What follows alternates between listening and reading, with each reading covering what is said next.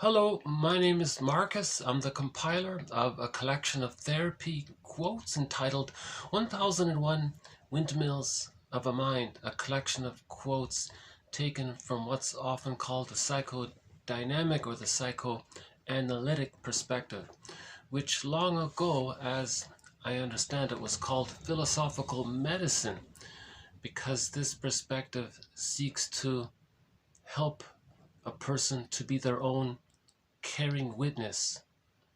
Grief is healed when it's witnessed by a caring other, but to a certain degree, we can be our own caring witness. In other words, we're trying to heal the inner child or the inner child of the past. Charles Burke says we want to unpick the threads of a traumatic script and use those threads to weave a new, healthier script. So the basic theory about what's been called the unconscious, that's just a term to say that there's something about us that we don't know. So Robert Bly's metaphor is that everybody has this bag that they drag behind them, and so much of who they are by the age of 5 gets put into this bag, their feeling self, the developmental course that a child would take if they had a secure attachment style, that potential, that natural expectation for that course, that gets put into the bag. The treasures that come about when a person achieves the psychological birth, that gets put into the bag. The ontological self, that's in the bag. All of the capacities of the real self, that's in the bag. The ability to mourn losses, that's in the bag. The ability for natural human adult temperament, that's in the bag. I'm okay, you're okay, that's in the bag. Not feeling guilty for shining our uniqueness, that's in the bag. The ability to name our feelings, to have our feelings and to name them, that's in the bag. And so much of our true potentialities and our real self, our psychological birth, the ontological self, the sense of self, that gets put into this bag. That's Robert Bly's metaphor for the unconscious. All of the energy in this bag is sometimes called the id. That's all it means, just all that energy in there. Now this bag that we drag behind us, one metaphor is that it's a stranger within. There's someone living my life and I know nothing about him. That's us. There's someone who walks with me, who's not like me, but who is me. In literature, it's the motif of the double. In that story, The Student of Prague, it was a fantasy sci-fi story. The guy was arguing with another person, not realizing that this other person was him, representing the traits about him that he doesn't know. And when he hurt this other person, he was hurt. And he never understood, he never made it. That was the point of the story, to allow the viewer to realize that there is such a thing as an alter ego, or a shadow soul, or a shadow self, or a second self, or a secret self. Everything about us that we don't know, that's called the unconscious self, or the second self. Darrow calls it the skeleton. You want to welcome him to the fireplace, give him the best seat, treat him as an honored guest who has a right to be, who had a right to be. And he's a wise teacher, teaching you that there is a conquest of the self, meaning that we can reintegrate and re-own what we lost in childhood. And there are a few other metaphors for this bag. The golden ball is in the bag. The firebird is in the bag. The ability to name our feelings is in the bag. The ability to make links, the ability to even name our defense mechanisms, knowledge of the use of defense mechanisms is in the bag.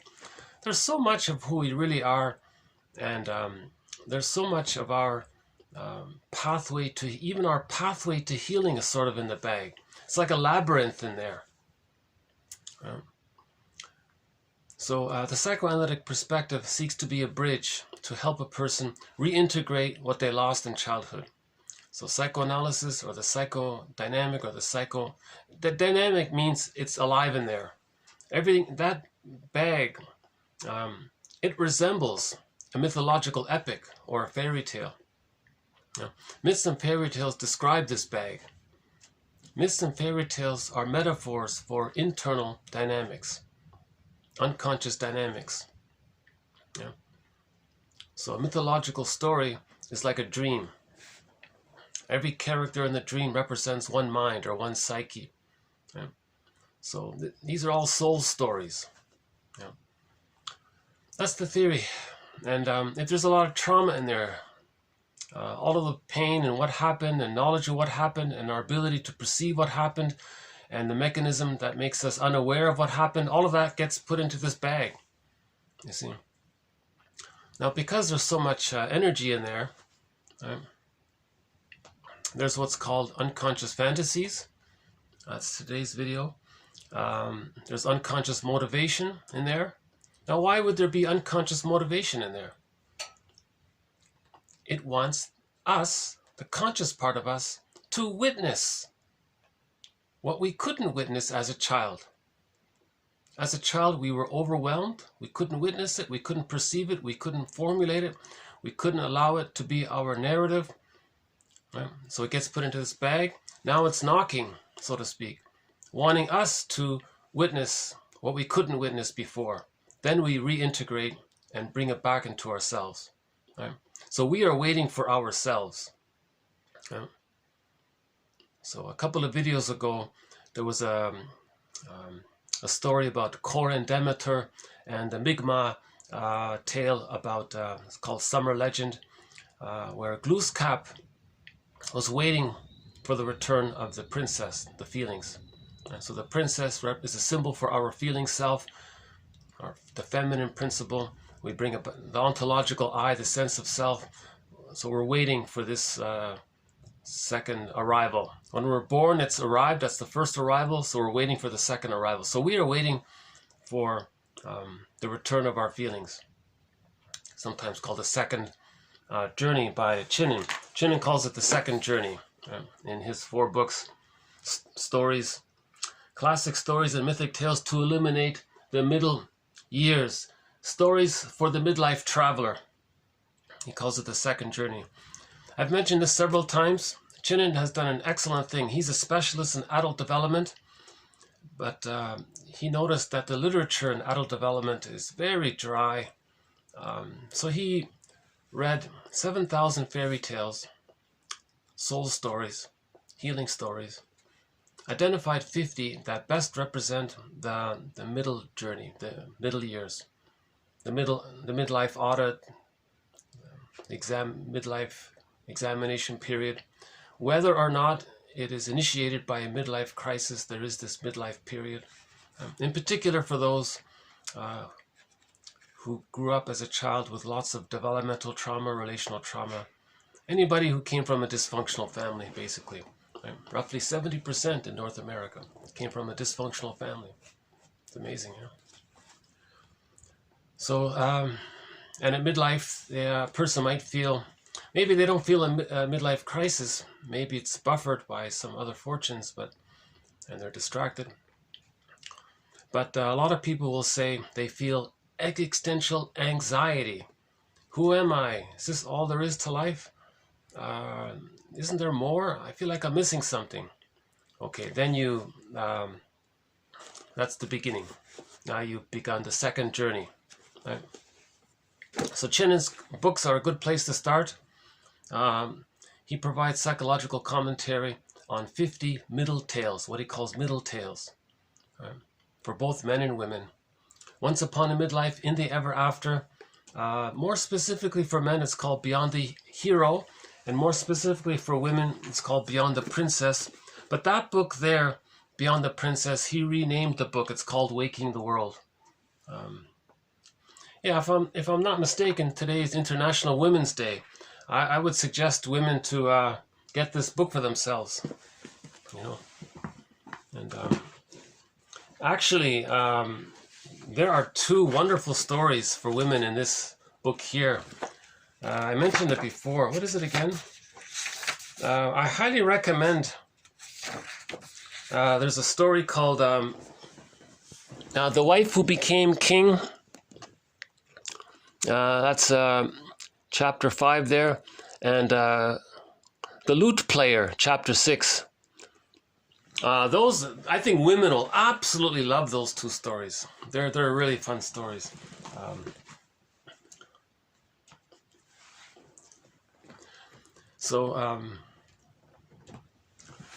Yeah, Chinna makes the point, maybe women are more about, at midlife, they want to find their voice, and men have to find their feelings, so that's why there's a little difference there. But it's for everybody. The midlife audit is about whatever it is we lost, our feelings, our voice, whatever it is that's in the bag, we want to get it back in. It's unique for each person. Everybody's dreams are unique for them, but we all dream, and that's what we all have in common. Yeah. So although everybody's dreams are specific, there are recurring patterns called psychological patterns, and these are represented in metaphor through fairy tale motifs, mythological motifs. So the motifs, if you look at the motif index, those are symbols for psychological patterns.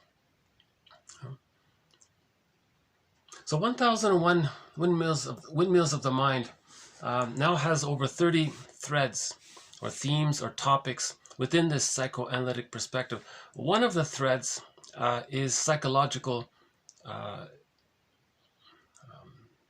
terminology to understand myths and fairy tales, to make it conscious. Because myths and fairy tales are symbols of the unconscious, but they're symbols. To make it conscious, we need jargon and vocabulary. So that's why psychological interpretations of the myths and fairy tales help to make the unconscious conscious. Right? It's similar to dream interpretation. There's condensation, there's displacement. It's timeless in there, by the way.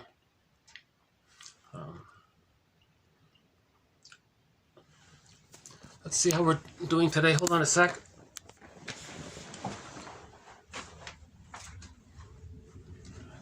Okay.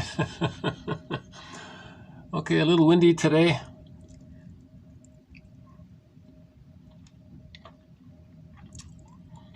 But yeah, the ice and snow is starting to melt here.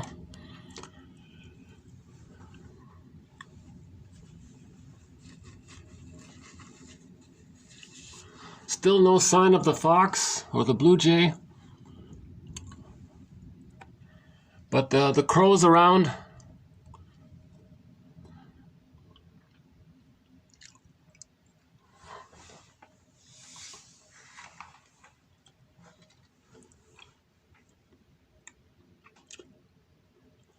Yeah, the wind, splendor in the wind.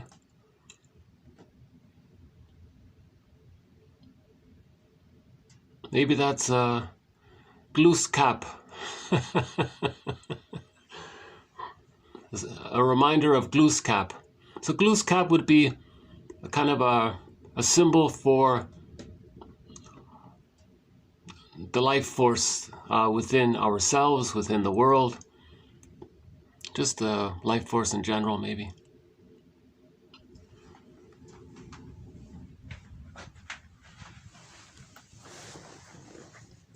Actually, just before starting this video, just a few minutes ago, I came across, just by chance, I wasn't looking for it specifically. I won't get into the details of it, but let me just conclude by saying, if there's any organization out there that claims, that uses the term psychoanalytic in it, they are the such and such psychoanalytic, such and such, but at the same time, their organization or whatever, or their voice or whatever, or their influence or their power is about promoting prejudice, saying that one side, us and them thinking, that's not the analytic perspective. The true psychoanalytic perspective is I'm okay, you're okay. Yeah? When babies are loved and they get the self, the natural conclusion, the natural byproduct of when a child is loved enough is that he's okay and his mother's okay. It's called mutuality. Right? Anything other than I'm okay, you're okay is a sign of trauma that the psychoanalytic perspective is trying to heal. Now, if some company who calls themselves a psychoanalytic whatever, and they're promoting, one side is good, another side is bad. Keep it split. If anything's promoting splitting, like that corrupt company I'm thinking about, but I don't want to talk about it specifically. Religion does that. Goddess and demons. They're promoting splitting. They're not teaching you how to heal the splits. In the unconscious fantasy, the baby creates two concepts of his mother, goddess and demon. This video will look a little bit into this theory. But that's temporary. When the baby thinks, when he divides his mother into two concepts of his mother, good mother, bad mother, that's temporary so that he can feed safely with the good mother that he thinks in his mind. Even though in reality, he's relating to a frustrating mother, he thinks he's relating to a good mother. So he creates two mothers in his mind and denies that he's relating to a bad mother, right? Or a refusing mother. That's called splitting. But by the age of 3, the child's older and wiser. He gets the realization, oh, there's no two mothers here. The mother is just one person, partly frustrating, partly loving, and that's okay. He can get it. He can handle the ambivalence that the mother has two sides to her. She's not a goddess or a demon, and he has to deny one and accept one and deny the other. He doesn't have to do that anymore. Splitting becomes existential hearsay. Yeah? But he can only accept the ambivalence that the mother is a whole person, frustrating and loving, if she's more loving than frustrating. If the mother is more frustrating than loving, the child can't hold the ambivalence. He uses splitting, and then he denies one side. Okay. Now that leads to the prejudiced personality, because when one side is repressed, it's projected. It's seen outward. That leads to the us and them.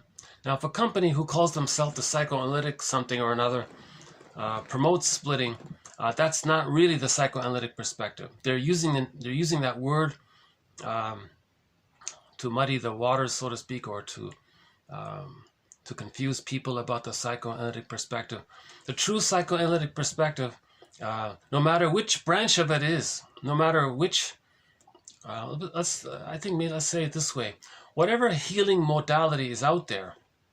Apparently, there are now over 1,000 healing models out there. Whatever it is, the psychoanalytic perspective is only one of them. If any of them promote the idea of us and them, this good, this no good, that's splitting, then that's not the true, healthy, evolved vision of that healing modality. Yeah. For 150,000 years, the theory is all babies got a secure attachment style, meaning the love with the mother outweighed the frustration with the mother. The temperament of humans, the natural human temperament is the adult personality. Only the real adult personality. Not the parent, not Eric Burns' child parent, inner critic.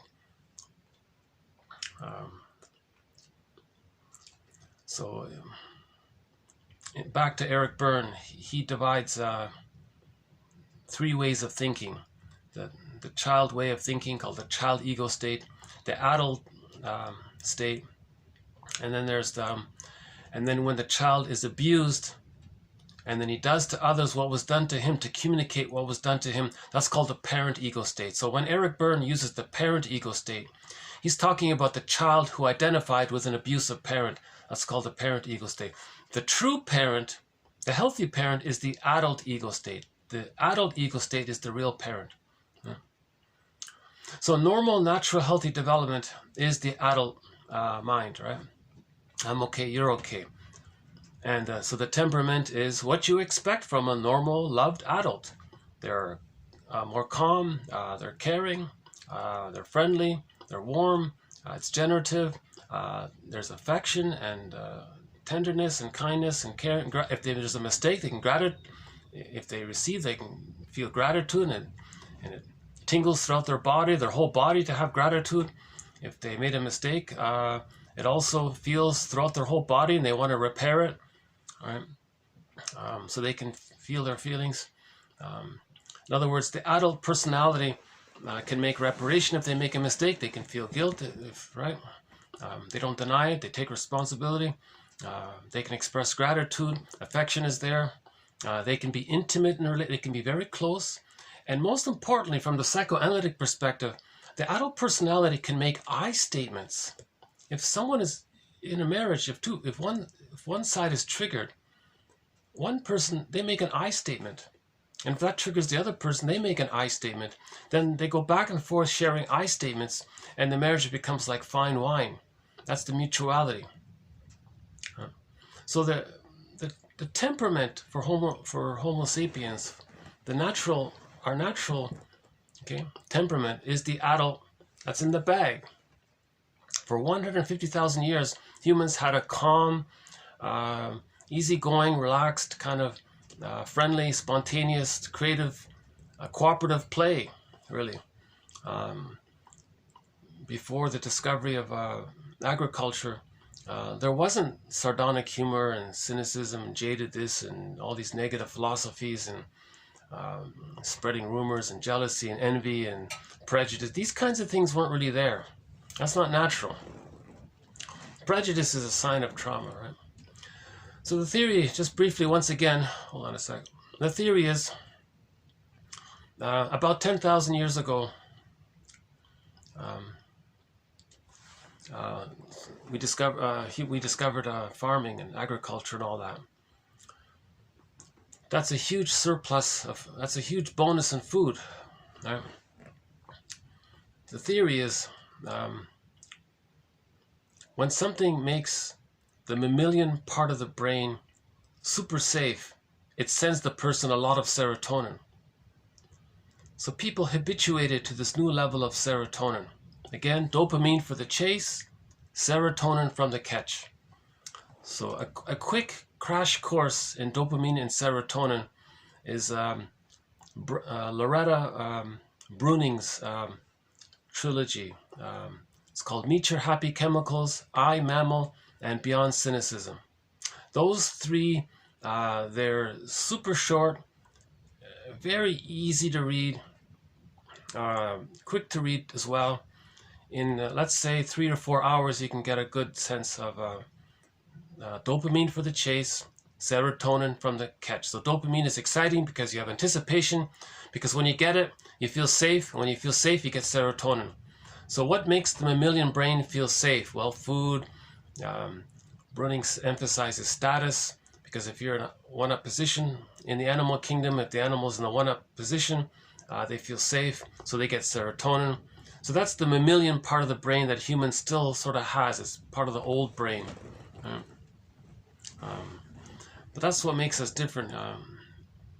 We've evolved way beyond that, right?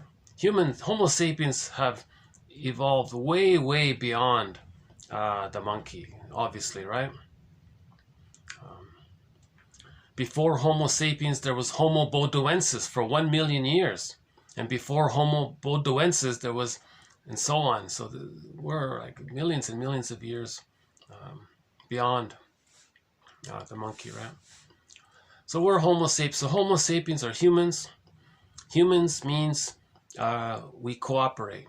Humans means the adult, I'm okay, you're okay, and we cooperate.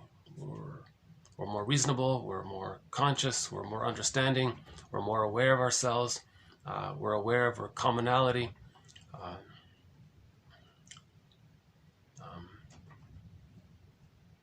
Yeah, we can go on and on about that side of things, but so the theory is when agriculture was discovered, we got all of the serotonin. Now, when something gives us serotonin, if we think we might not get it anymore, it gives us stress. It's like a withdrawal syndrome. Right? If somebody's habituated to something, and they don't get it anymore. Maybe they feel a little stress and there's a withdrawal, panic feeling or something like that. But in the case of agriculture, it seems that the brain habituated very strongly to this new level of expectation to what gives us serotonin. Then what if there's a weather problem? And the crops, there's a problem there. So people panicked. So at that moment when they realized they panicked, they invented an economic model one author calls global pillage. Because to maintain the level that gives us what we need to maintain that level of serotonin that we got accustomed to or habituated to. So it's just a brain thing, brain chemistry thing. The brain got used to a certain level of something that gives us, that releases a certain level of serotonin or something like that. So, but people back then didn't understand this. They just panicked. Oh my God, right? So they started to plunder and pillage. Now, how do you plunder and pillage? Humans cooperate all the time. But there was this event that took place, let's say. A misunderstanding, a confusion. And I'm sure there were elders that said, but maybe the panic was too much, and when you're stressed, you regress, and you don't think clearly when you're stressed and all this. Maybe, so someone got the idea, if we're going to plunder, well, one way to do it is to, what he calls, quote, suffer the children. When the babies are born, they remove them from the mother. That shames the baby. See yesterday's video. Now, 2 videos ago, we did a video on shame. When the interpersonal bond between the baby and the mother is damaged like that, that leads to shame. When the baby's basic developmental needs don't get met, that leads to shame. So if the baby's traumatized by the removal, even though the baby's returned some time later, the hormones are gone, the mother's hormones have dissipated.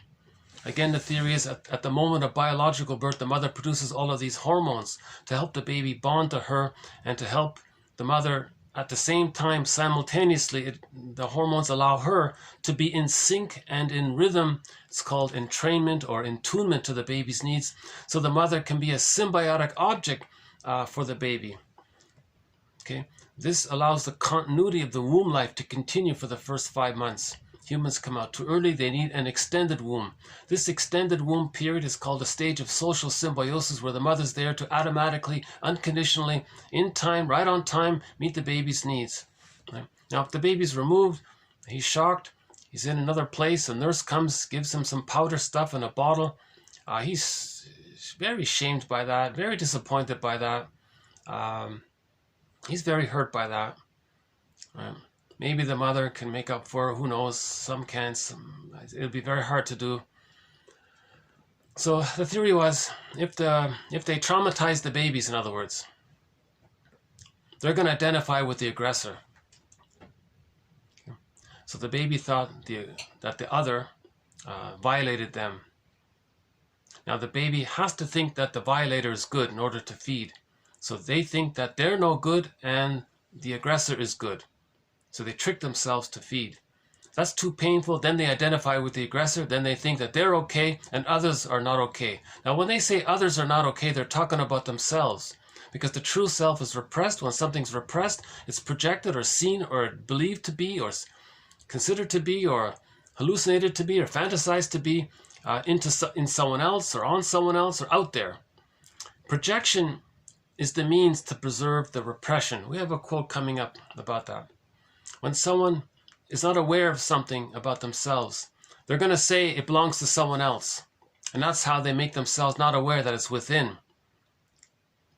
Now, by the way, because of this drive for healing, the person engaging in projection, that's meant for the person to regard his projection as if he created a mirror in his attitudes about others. That's like a mirror. Right?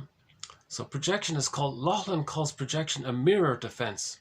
Yes, it helps you to quell your anxiety of feeling the pain of not getting your needs met. At the same time, it's creating this mirror. Now this mirror is the means. Projection is the means or the method or the way of bringing repressed material to consciousness. So it's doing two things at the same time. Right? It's quelling his anxiety, right? Fear from an unknown source. He can't remember that he was shamed, so he feels anxiety, so he wants to quell it. Now when something's quelled like that, the psyche gets him to say it's outside. So when he says others are no good, that's a mirror for him to see that when he was a baby, he felt unloved and came to the existential conclusion that he was flawed or no good. So the baby makes a false belief. It's not true. He is good. Oh, one of the birds there. Hold on. You're just a crow. Okay. I don't know if you can see him. He's a adult. That's a big crow there.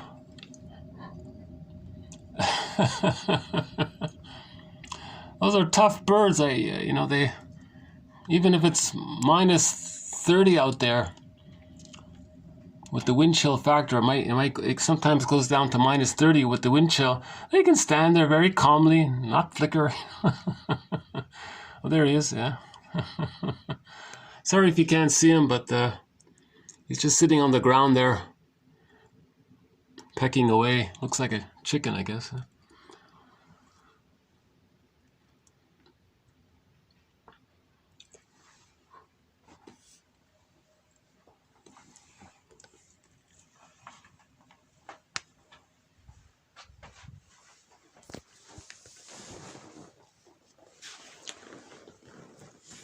So all babies make this existential conclusion that if they're not getting their needs met, they somehow think that maybe there's something wrong with them. That's not true. It's false. Fairbairn calls this the moral defense, where the baby acts like a little judge and he says, well,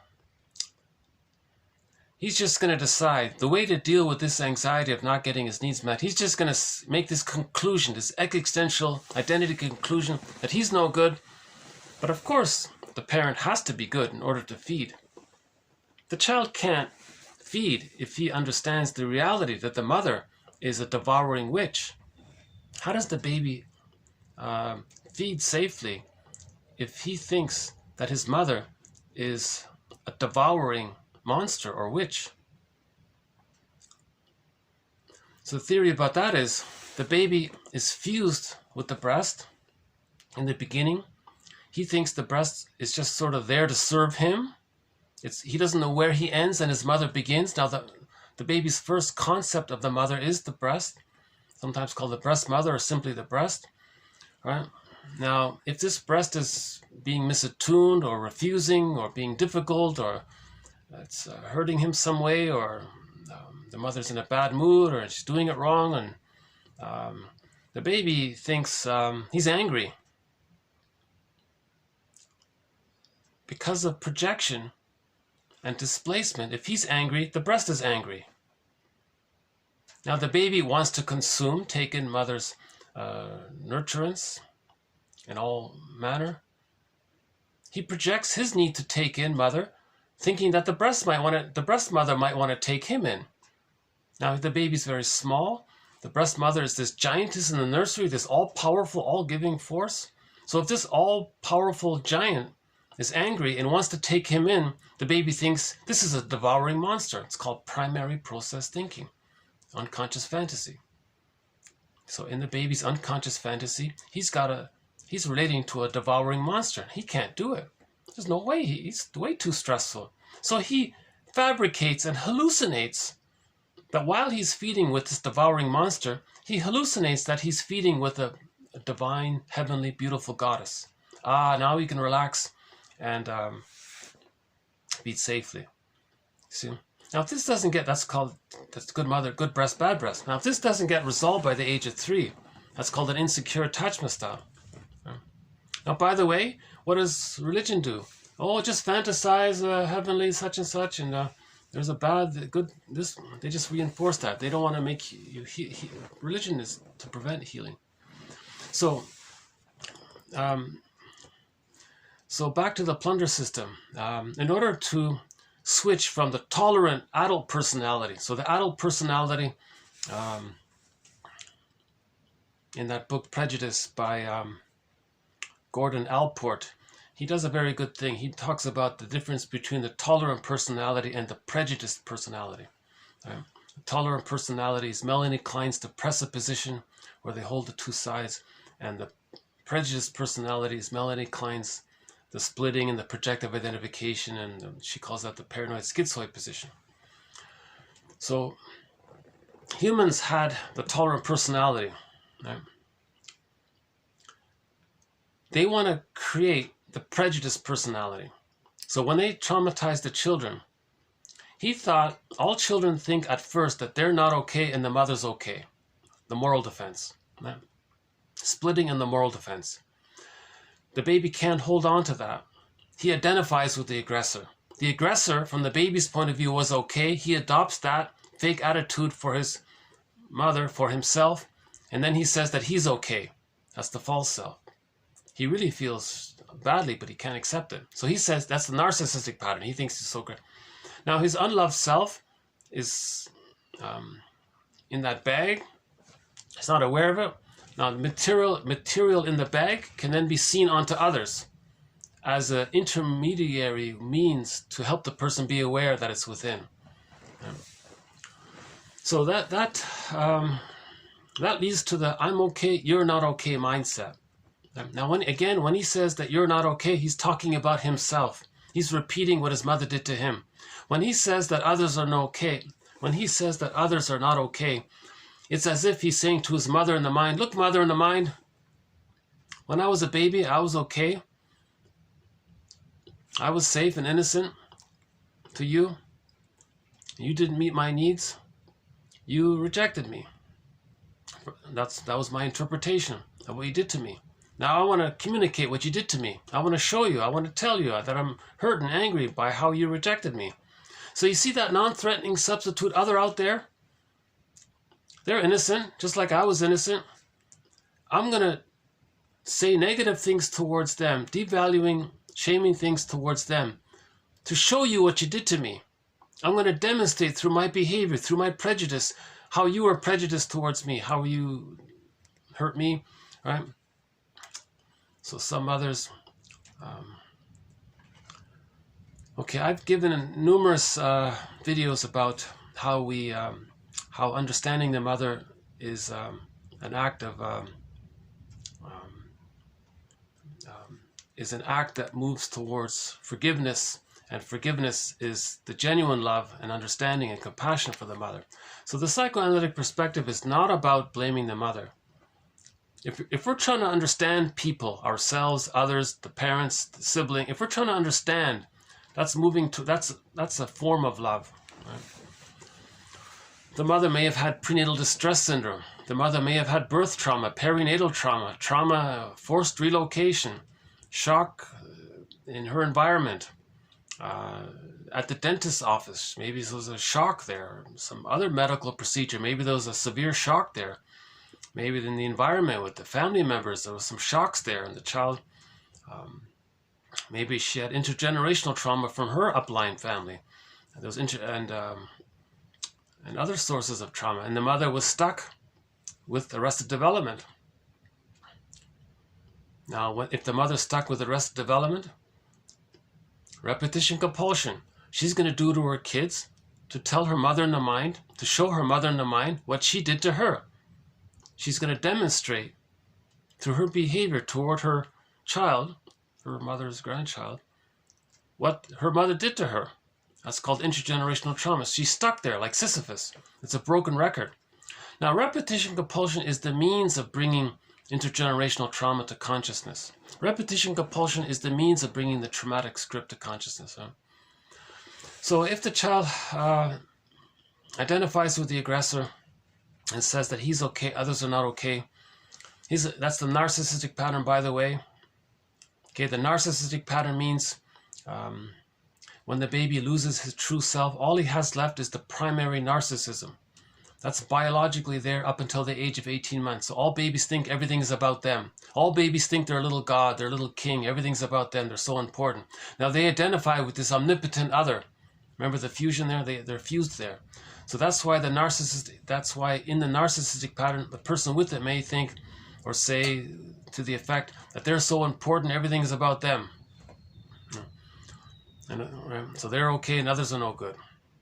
Again, when they say others are no good, they're talking about themselves because they identified with the mother and they're saying to themselves, seeing outward what the mother said to them, to tell their mother in the mind that they didn't like feeling no good through her misattunement, unavailability, her absence, and so on. So this all leads to the prejudiced personality. So the prejudiced personality was created, invented, okay, to create a pool of poorly paid workers, he said. And they do all the work. So there's the plunder system. So you need the prejudiced personality to put others in that disadvantaged position through your rage at the mother. You transfer that onto others. And so you're angry at others. You're really angry at the mother, but you transfer the mother on through your unconscious fantasy onto innocent others. And that's getting them in the one down position. Right? And that's the pool of poorly paid workers. Unbelievable statistics. Billions of people live on $60 a month. Billions of people live on $60 a month. And they don't have a full life, or most of them don't have much happiness. They're very stressed. I just saw this morning as well, in one country, what was it? 100,000 innocent people are dying because of the plunder system in a country called Yemen. Very sad story about Yemen. I think they said 500,000 in the past 5 years have died from malnutrition, from the plunder system.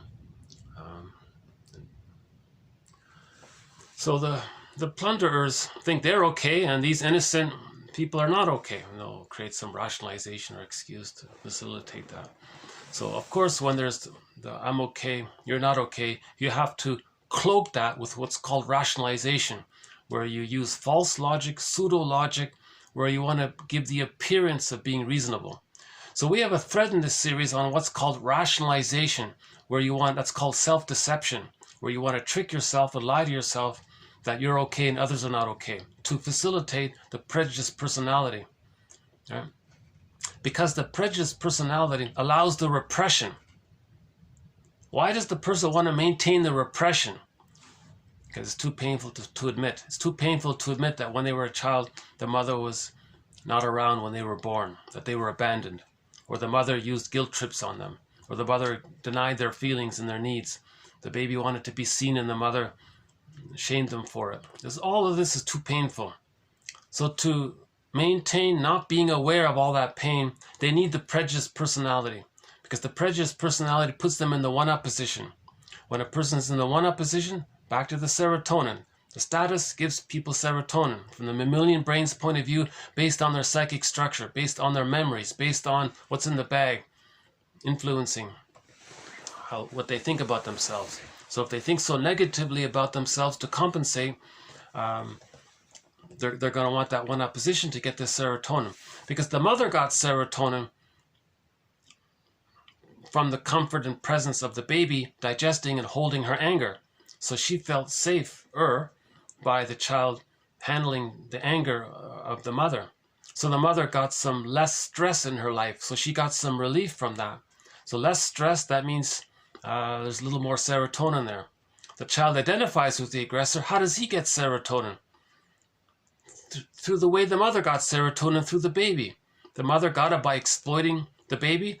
The person identifies with that. They get serotonin by exploiting others. That's the prejudiced personality, exploiting others, right? Then you hide it with rationalizations, and then you believe it because of the desperation to not be aware of the persecutory anxiety, of the furies. One symbol of persecutory anxiety is the furies. That's why the story of Orestes is so wonderful, because he faced the furies, meaning he faced the reality that the mother was emotionally unavailable, and he held that, and he forgave her for that. He forgave his mother by accepting the truth. So the scene is in the courtroom in the story of Orestes. There were two sides there, half said yes, half said no, and Athena, a symbol for the soul's innate, the psyche's innate drive for healing, recognized the two sides was being witnessed and accepted, he held the ambivalence. Then the Furies became the gentle ones. That's the healing journey, to convert the Furies to the gentle ones. So the gentle ones became the Eunomides, or the centuries. Centuries meaning I feel, therefore I am. When you heal the splits, you get the ontological self. You feel, therefore you are.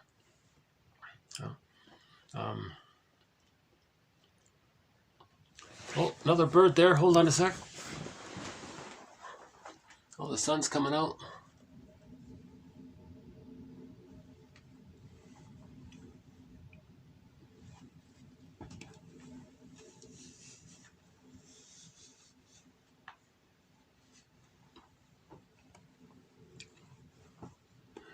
Yeah, nice to see the sun come out.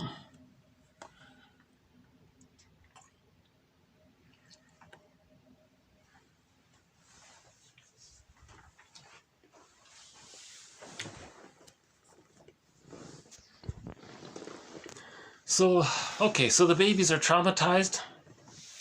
Now they have the prejudiced personality. That's the us and the them. Then they get others to be poor, and they do all the work, and they suffer. Devastating consequences. Like that story here today about Yemen. Breaks my, puts me to tears. It's really, it's a very sad story about Yemen.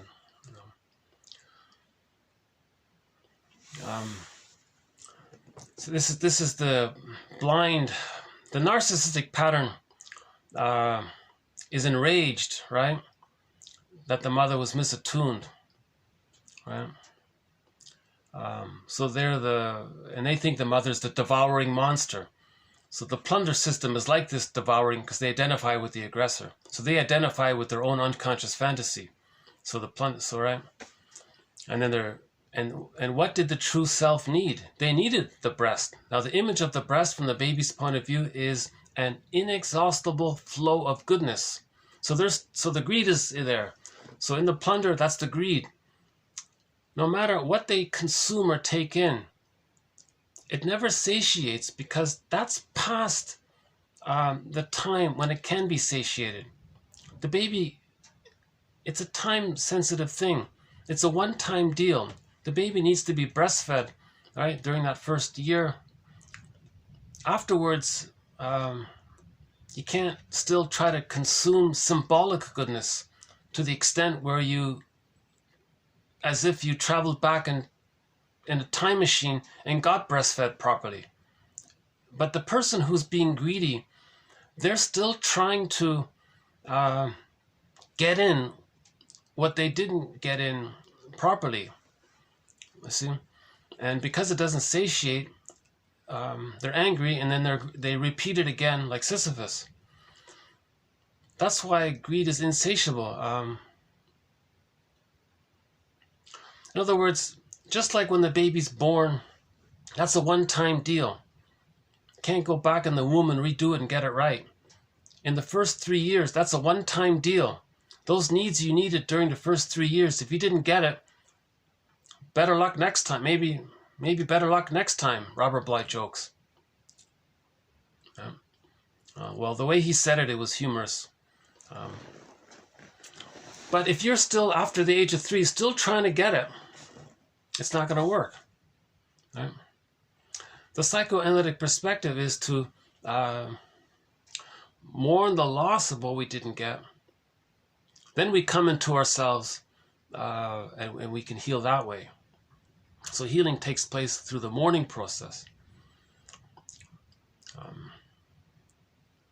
So if there's a company out there that denies mourning, says mourning's no good, don't mourn, just keep on using splitting.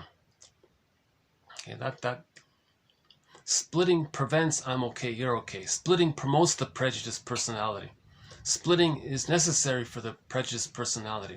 Now, how do you get the prejudiced personality? Well, you promote the splitting. So the child adopts the splitting defense mechanism when they suffer the children. Now, the child is going to try to heal it on its own or with the parents. How do you prevent that in order to preserve the plunder system? Enter religion. So then people I started going to the religious system to promote splitting. Okay, people in this building here, let's talk about goddesses and demons and just keep it like that. Don't interpret them as symbols of unconscious fantasies that the baby has to feed properly. Don't talk about that. Just re-engage in the fantasy of the good breast mother. Yeah? To deny the reality that when the person was a baby, they were bonded to the rejecting mother because of the plunder system. Yeah. So religion promotes splitting because they're not making you consciously aware of how to heal the splits. They're telling you to keep on using the splitting. If someone or something or a psychoanalytic company there is telling you to keep on using splitting, that's part of the plunder system. Anything that promotes, so religion and that company there, I think, is part of the, anything that tries to promote us and them, this good, this bad, extreme ideas, goddess and that comes from the unconscious fantasy of goddess and demon. So the conscious attitude is this is all good and they're all bad, and you want to deny one side. Yeah. The baby has to deny that the mother's rejecting. Right? He only has to accept that the mother's loving, even though it's a lie. Right? So, and then, so the religion promotes the prejudiced personality. We have a whole thread on this. I won't redo it here. Actually, I have a sort of limited storage here, so I should maybe try to. If this video cuts out, then there will be a part 2. I didn't expect to go on this sort of in this way here. It's funny how just before I started this video, it changed my whole video in here, just what I saw before when I started it.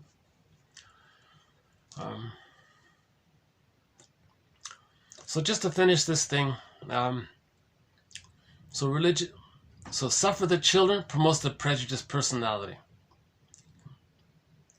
So traumatizing the children is a way to create the prejudiced personality. Religion is a way to brainwash and entrench the prejudiced personality.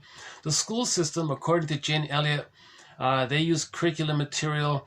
They design the stories to promote the prejudiced personality through indoctrination of this and how they tell it, and cherry pick the teachers in a certain, maybe they do that, the curriculum. They design it in a way where the school system sort of wants you to graduate with a prejudiced disposition, right? So that's like insurance to preserve the prejudiced personality, right?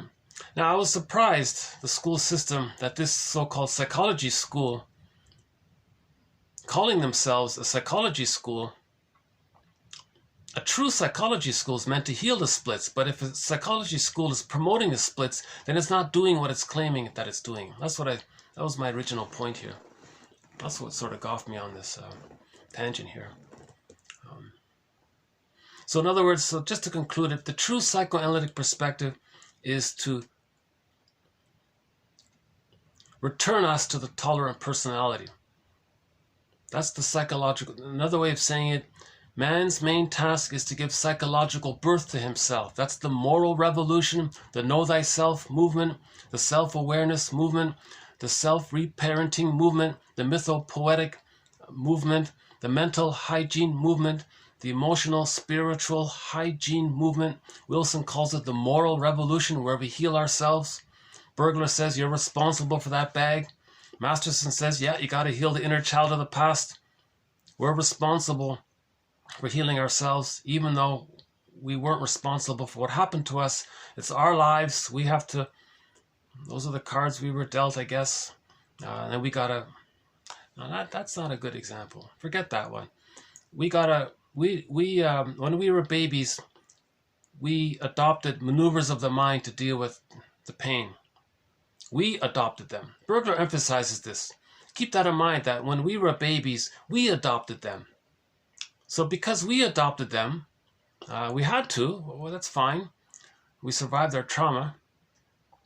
Now, after the age of 5, those maneuvers of the mind, like splitting, the moral defense, identification with the aggressor, projective identification, the narcissistic pattern, the negative magic gesture, the repetition compulsion, all of these, the traumatic, repeating the traumatic script, parataxic, just a lot of these things they help the child to survive the first 3 years.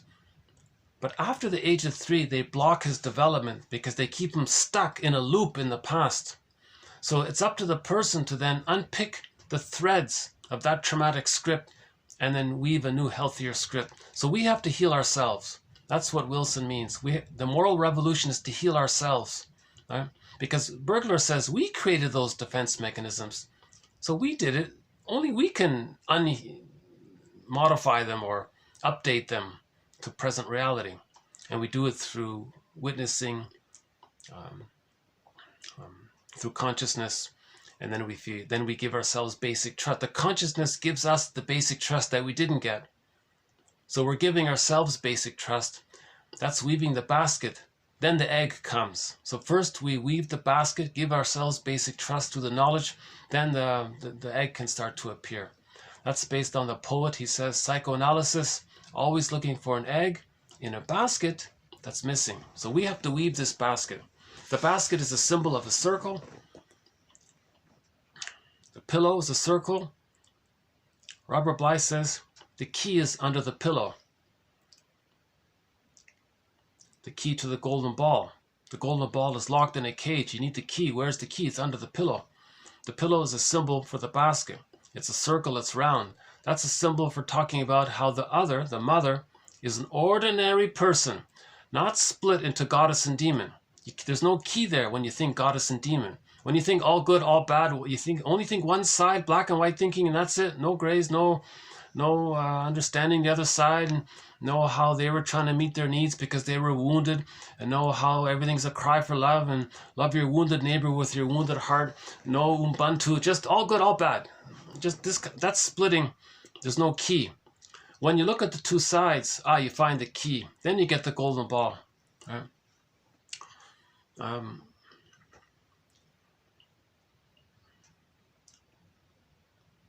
Psychoanalysis, in other words, psychoanalysis has the potential to illuminate where, our development went awry, meaning a fixation, arrested development, traumatic script, and we're stuck there repeating it like Sisyphus. We didn't get the needs. We didn't get our symbiotic needs. We didn't get our needs to be seen by the mother and accepted by the mother. We didn't get any kind of play with the mother and kind of support and knowledge and understanding that it's okay for us to be ourselves. Development went awry. Okay, so psychoanalysis has the potential to show us where we went awry and got stuck. It's a fixation there, arrested development. When there's fixation, there's a repetition compulsion, and we spend our lives repeating it over and over again, thinking we can undo it and get a better outcome, but it can't be done, so it's like Sisyphus. So that's the story of Sisyphus, right? If we don't look at where development went awry, then we're repeating our lives like Sisyphus. So if we do that, if we shine some light on this, illuminate this, then, psychoanalysis can help us to live in a more harmonious and vital ways. Harmonious and vital ways. That's I'm okay, you're okay. Harmonious, vital ways. Aliveness of affect. The feeling self, that's the egg. Okay, the firebird, the feeling self. The real self allows aliveness of affect. So we can feel joy, we can feel all our feelings as needed, as necessary. If we need to mourn losses, we can mourn losses. That's vital ways. Remember, if we don't mourn losses, that we become a curmudgeon late in life, bitter, stingy, miserly, not an elder. An elder is relaxed, he's generative, he's creative and playful, and he's educational. Right? Psychoanalysis has the potential to show us where we went wrong, where things went wrong, and how we might live in more I'm okay, you're okay, feeling, I see you feelingly. Empathy for self, empathy for others, understanding for self, understanding for others, and then we cooperate, and then the marriages and relationships become like fine wine. There's no prejudice, there's no sardonic humor, there's no black humor, there's none of that. There's none of that expression of extreme anger at the mother. Okay? If development goes awry, there's extreme anger at the mother based on our unconscious fantasies.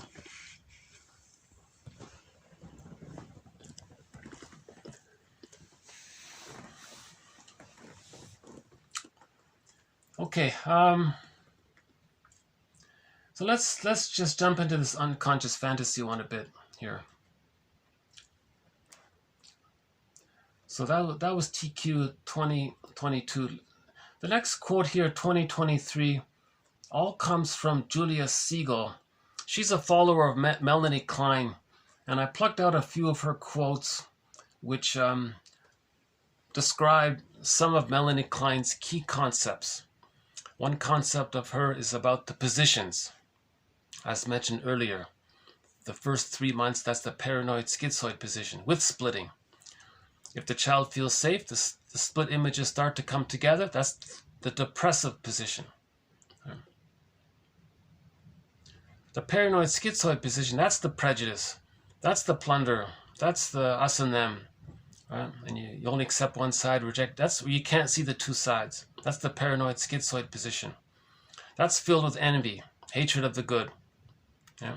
Because the good reminds you that you didn't get it and you're angry and you can't get it. So you want to see it damaged to stay in the one-up position. That's the envy.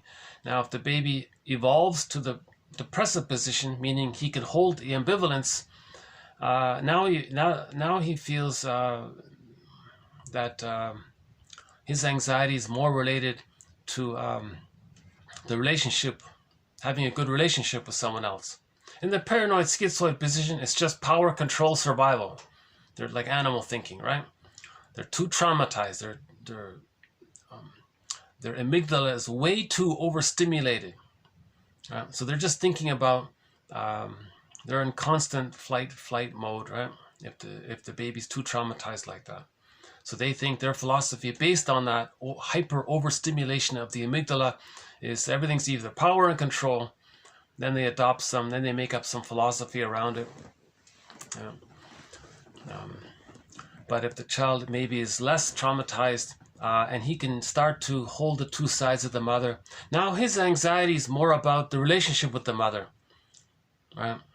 Having a good relationship with the mother and wanting a good relationship with the mother, and maybe cooperating more with the mother to preserve their good relationship, not in submission, but just having that kind of interest with the mother. I think one of the quotes talks about this. Yeah, this one here. So envy is characteristic of the paranoid schizoid position. Okay, so envy means hatred of the good. Envy is a two-person relationship. Envy is about the baby in the breast, and the baby's enraged at the rejecting breast. Okay, so there's the envy there. He hates the good. The breast is good, but he's enraged at it, so there's the envy. He's biting there and so on. That's the paranoid schizoid position. And then he projects his rage onto the breast and thinks that the breast wants to devour him. So there's the paranoidish like.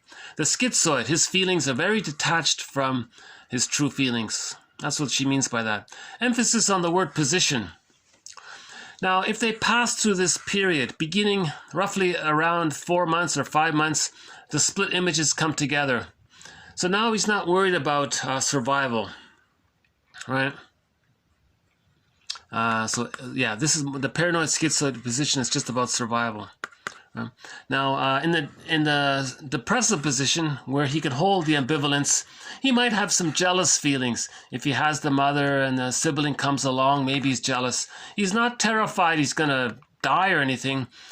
He's just maybe frustrated that he has mother's love, but maybe mother's paying more attention to the other child, so he's upset about it. It's not so bad, right? He has basic self-esteem to be able to accept jealousy. Envy occurs when there's no self-esteem. You need self-esteem to have jealousy. If you don't have self-esteem, true self-esteem, then you have envy. If you have envy and you don't have self-esteem, then you create fake self-esteem. Fake self-esteem is what's being referred to in pop culture when they use the term self-esteem. They're using narcissism as a defense against the envy.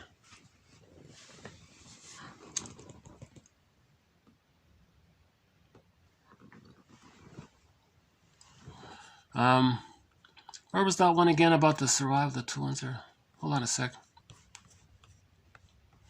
Yeah, okay, so here it is here. In the paranoid schizoid position, anxieties are connected with survival. Okay, in the depressive position, okay, so the philosophy there is the jungle mentality. Okay, just power. If I have power, then I control them. If I control them, then I can get my serotonin. Then they feel safe.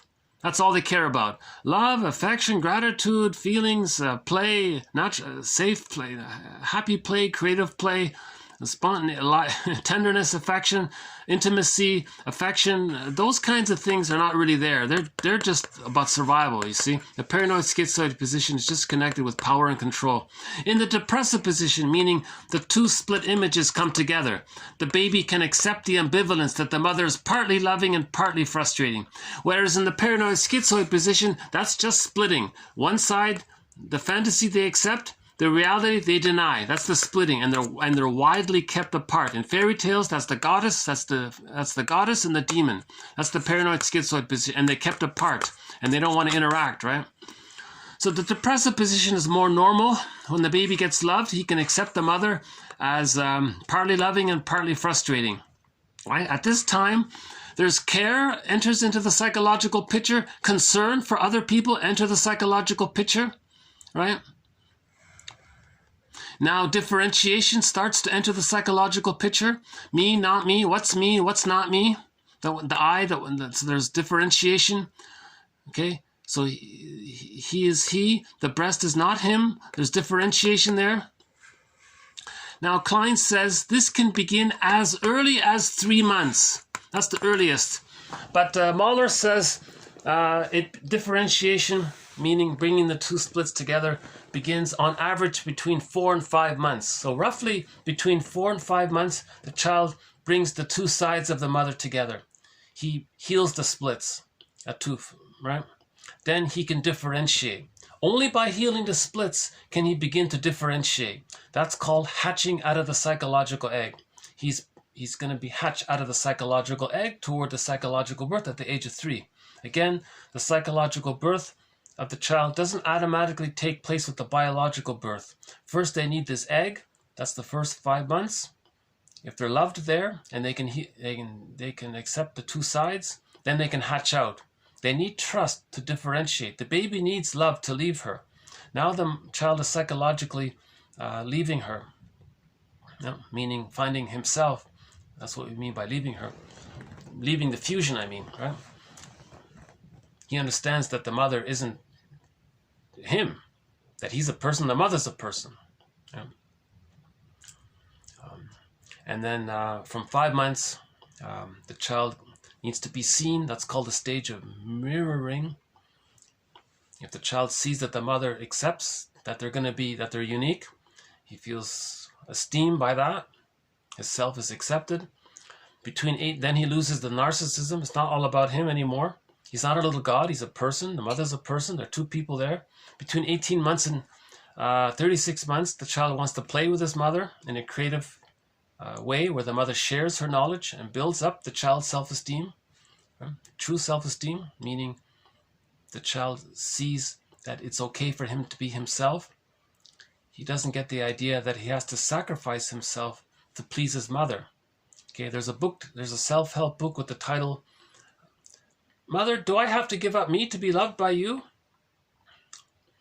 If the mother says, oh my God, no, I want you to be you. I'm happy to see nature's greatest miracle. You're unique. You're nature's greatest miracle. You're not there to serve me, baby. You're there to be you.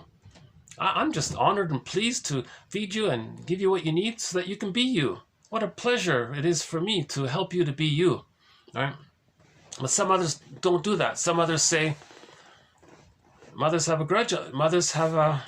They're in battle with their mother in the mind. Their main focus is to show their mother in the mind what their mother did to them. So the mother might say to their mother in the mind, look, mother in the mind, you see this child here? I'm going to do to them what you did to me to show you what you did to me. So the child doesn't get the love they need. So the child did lose themselves to please the mother. So, but anyways, between 18 months and 36 months, that's the depressive position. So love and gratitude and differentiation have partly entered the psychological picture. It's called the codependent pattern. They're pleasers, they're caregivers, they're very hopeful to find a parent-like figure to help complete the process. They're the clingers in the world, the pleasers and the givers, and they sacrifice themselves. They use what's called sweet lemons because they're so desperate to find a good parent. They might actually meet up with the person with the narcissistic pattern, the stinger, right? So this the narcissistic pattern is trauma before 18 months. The clinger is trauma between 18 months and 36 months. Now the clinger might actually meet up with the stinger because the stinger is very aggressive and power and control, and the clinger might falsely project their unconscious fantasy of the need for a good mother onto the stinger and distort perception and think that they're loving. Now the stinger doesn't care about them. Right? A person with a narcissistic pattern wants to put down their codependent partner as if to say to their mother in the mind, look, mother in the mind, you see this nice codependent partner, how nice she is, and she's always trying her best to take care of me, and see how negative I am towards them and how I hate them. I'm showing you what you did to me. You hated me when I was a child. I didn't like how you hated me. And I'm going to show you how you hated me because I'm going to hate my nice codependent partner to mirror you and show you what you did to me. I'm doing this, mother in the mind, because I want you to change your ways. Give me the love that I need so I can leave you.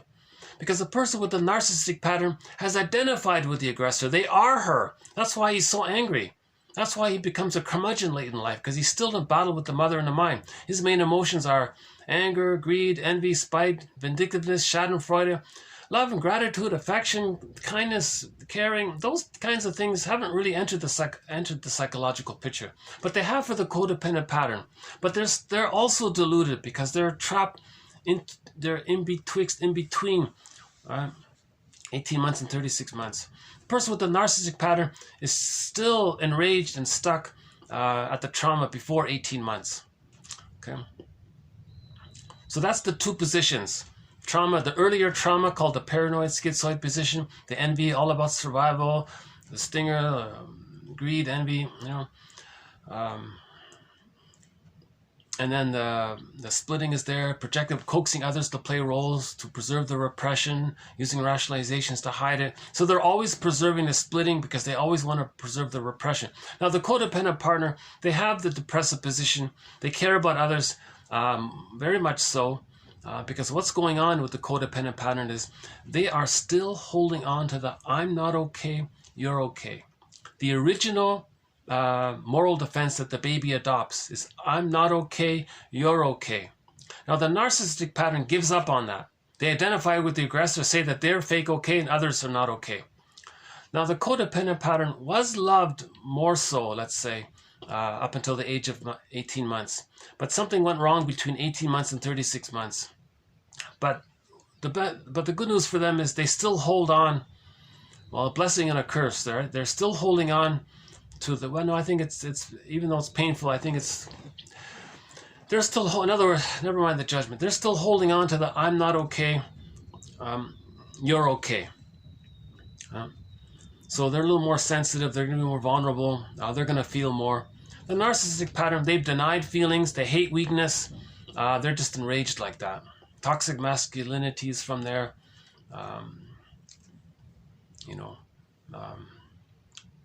in the video from yesterday, the guy who feels so much, remember, narcissism is the mask of shame, and that quote there where he was flaunting his shame to give the appearance that he can master his shame by one-upping everybody, by shaming others.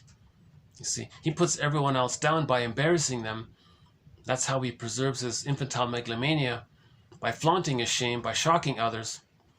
With his rude things that he's saying and upsetting, dramatic things, and then people are attracted to it. Ironically, people are drawn to it because he's demonstrating how to master your shame. Just one up it by flaunting it, and others are strangely attracted to it. That says something about people. That says something about those people who are attracted to those who flaunt their shame and their narcissism, right? It's sometimes called a closet narcissistic pattern, where they admire people who demonstrate their narcissism.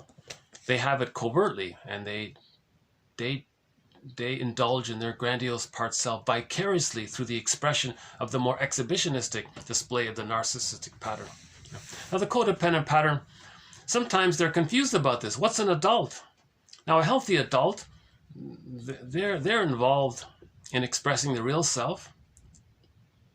The codependent partner is also dysfunctional. They don't know how to be in a mutual relationship. They're still like a child. So who's left for them? Another codependent partner, maybe, or they regress to the narcissistic pattern with the false belief that because they're so pseudo-fake strong in their aggressiveness, they think that's a sign of strength. Maybe that's a parental-like quality. They're confused. Now, finally, they realize, they wake up from the mistake, and then they leave, of course. The narcissistic pattern devalues them and just finds another one. The codependent partner will write a love song saying what a fool they were for all these kinds of things. So listen to the music of Gabrielle. She talks about this sometimes. So why don't we just finish up with the paranoid schizoid position here. Okay, Melanie Klein's paranoid schizoid mechanisms work by splitting things up in fantasy. Okay, image of the self as either special or no good, image of the other as either a goddess or demon, right? The aim is to deny the existence of the ambivalence. He means trouble and conflict. He means the ambivalence. If the baby can start to exceed the mother as partly loving and partly frustrating, that's trouble and conflict for the baby emotionally. So to avoid this trouble and conflict, meaning the anxiety of ambivalence, the confusion around, how can mother be loving and frustrating at the same time? I don't get this, right? Especially within the self. So they use splitting as a defense against ambivalence. It's very simple, right? This all good, this very bad. It makes things super simple like that, right? No no maturities there. That's the way babies think. Good breast, bad breast. Goddess and demon, very simple, right? In the case of organizations, oh yeah, this is an interesting one here. Yeah, Siegel here was saying, if you apply the paranoid schizoid position, you might see it with some companies. In the case of organizations, maybe in the organization, one department is all good, the other department is all bad, and they kind of separate like that, right? You know, the sales department is so bad, and this department is so good, and you can even see the paranoid schizoid position within companies, if there's such a thing like that.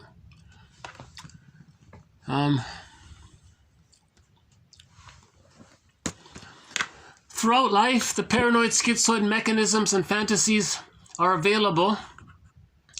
Okay, this point here is that under stress, we can revert back to splitting if we're very stressed. Even though we've evolved out of it, if we're stressed, we can still refer to it. You see, throughout life, paranoid schizoid mechanisms, splitting, projective identification, okay, mainly, right, are available and are likely to be used when under any kind of severe stress. A fantasy of a breast, which is loving, feeding, creative, and good at first, needs to keep quite distinct, okay, separate, distinct fantasies of the breast, which is biting, hurtful, terrifying, okay, good breast, bad breast, you see. Without this splitting, the baby may not be able to feed properly, trustingly. He cannot trust, he cannot feel safe and trust and feed properly if he holds the ambivalence. He has to split it, you see. That's the paranoid. So paranoid schizoid position allows the baby to feed because he denies the devouring monster and thinks and hallucinates that he's bonded to the loving goddess. That's good breast, bad breast. That's called splitting. Later, adults may continue. Okay, here's the key point here. Later, adults may continue this separation. See, here's the good point. Later on, if this thing with the baby, the splitting with the baby, if they don't heal that by the age of 3, then later on, adults may continue. They may continue this babyhood way of traumatized thinking, right? Keeping apart quite different pictures of their parents and people in general. Splitting is an action undertaken in fantasy which can be used to separate things which belong together. Yes, the mother is loving and frustrating. Those two ideas of the mother belong together. The coin has two sides. Every coin has two sides. The two sides of the coin belong to the coin. The two sides of the coin belong to the coin. Okay, now in the babyhood splitting, they deny that. Okay, with splitting, perception is distorted so that, for example, if somebody or if something is defined as no good, then you can't accept anything that's good about them. You don't see it. You can only see goddess and demon. You cannot see the demon as having something good, and you cannot see the goddess as having something bad. You see? Then the baby can't nurse properly.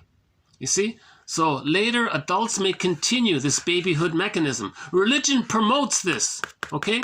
Religion promotes this. Later, religion continues this. Okay? What the baby adopted, religion promotes that. So religion says to the people, hello there, nice people, thanks for coming, welcome and all this. Don't forget to put money in the basket or whatever they do. Now here you go. Now remember, when you were a baby, now it's as if they're saying, dear participants here, when you were a baby, you created two fantasies of your mother, goddess and demon. You know what? Just keep on using that. Isn't that simple? Doesn't it feel good? There's no anxiety. This all good, this all bad. Simple. And just repress the truth. Yes, is it painful, really? Well, then let's amp up the fantasy. Let's talk about how wonderful and divine and beautiful the goddess is. Oh, she's so heavenly. Imagine you're one with them and you're fused with them. Oh, isn't that blissful to imagine you're one with them? Oh, isn't that a relief? So you amp up how great the good breast image is. So you focus on that to deny the painful side. So the more painful it is, the more you want to promote the positive side, right? So they just say, just keep on using splitting. Don't bring it together. That's too much work. Let's keep things simple. Do you like that? Okay, put money in the basket. You know? So they're not healing you. They're just there to make you feel a little better in the moment. But actually you feel worse. Then people leave the thing and maybe do binge eat or do something because they're angry. They're just pushing down they're just stuffing the bag, in other words. They're promoting the splitting. So more energy gets put into the bag. Right? Now, the image of the unloving mother, the reason it's frightening, because it's timeless in there. Siegel was saying that the reason the frightening mother is a devouring monster, okay, it's because of its timeless quality. It's always being re-triggered and re-triggered. It's always being fed and it's becoming... So that's why, and Siegel was saying, that's why some myths and fairy tales, there's these horrifying things. Right? That relates to the timelessness of the unconscious fantasies. So she thinks, her theory is there's a link between these horrifying images and the baby's unconscious fantasies of their image of the breast being an image of them enraged, attributing the baby attributes their need to take in. They think that the breast wants to take them in. Now this is timeless. So that's in the bag there. You see? You don't want to attack it. You want to understand it. That's the goal, right? To understand some of this stuff. Okay. So let's okay, so that's the paranoid schizoid position and the depressive position here. Okay, let's move on then to let's do a little bit more about unconscious fantasy. Okay, once a particular event has triggered a fantasy, okay, so let's say you're triggered by something small in the present.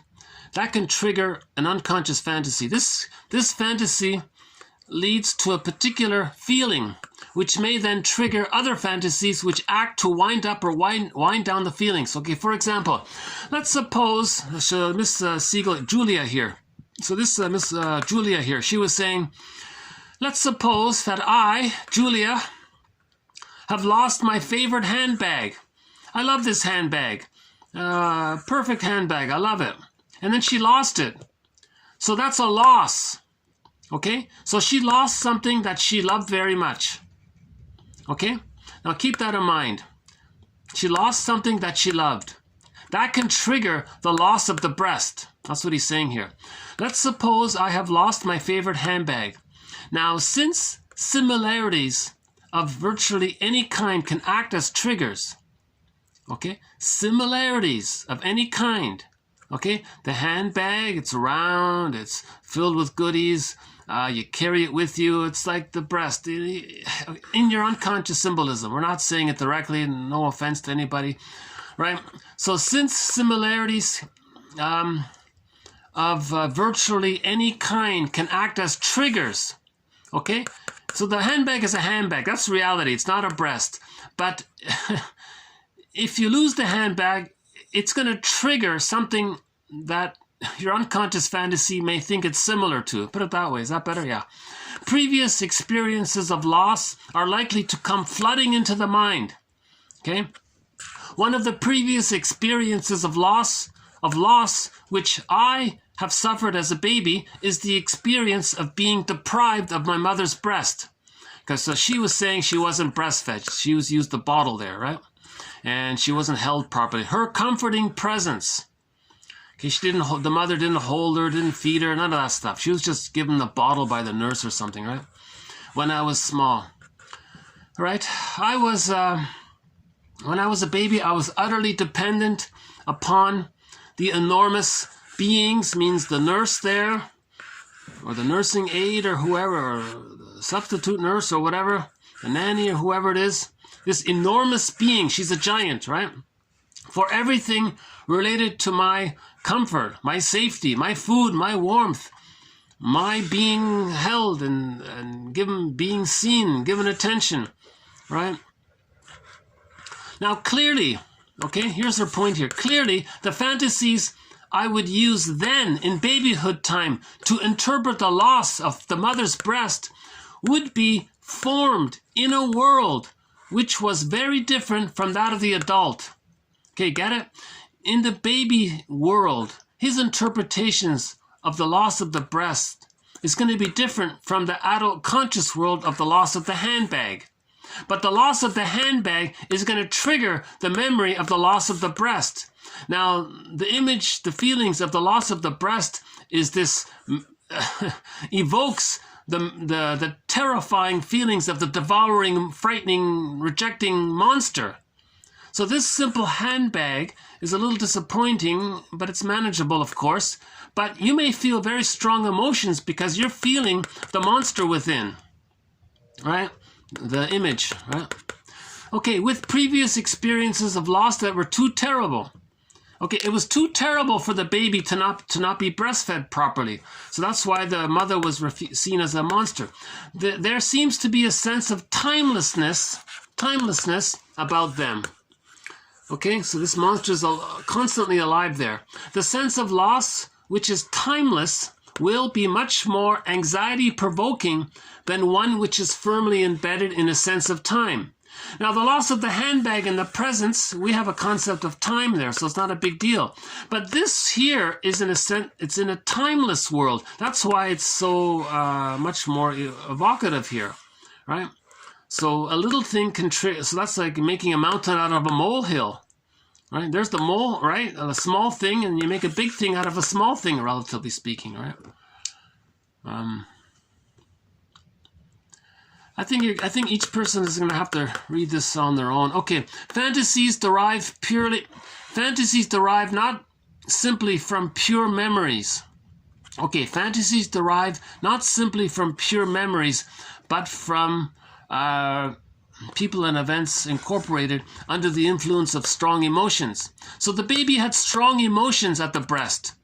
Okay, not a realistic situation. They have an exaggerated situation at the breast. These emotions continue to influence perceptions in ways we simply do not notice. For example, in transference relationships, okay, I had completed my perception. So one guy said here he saw a girl. He completed his perception of her with his own fantasies. right?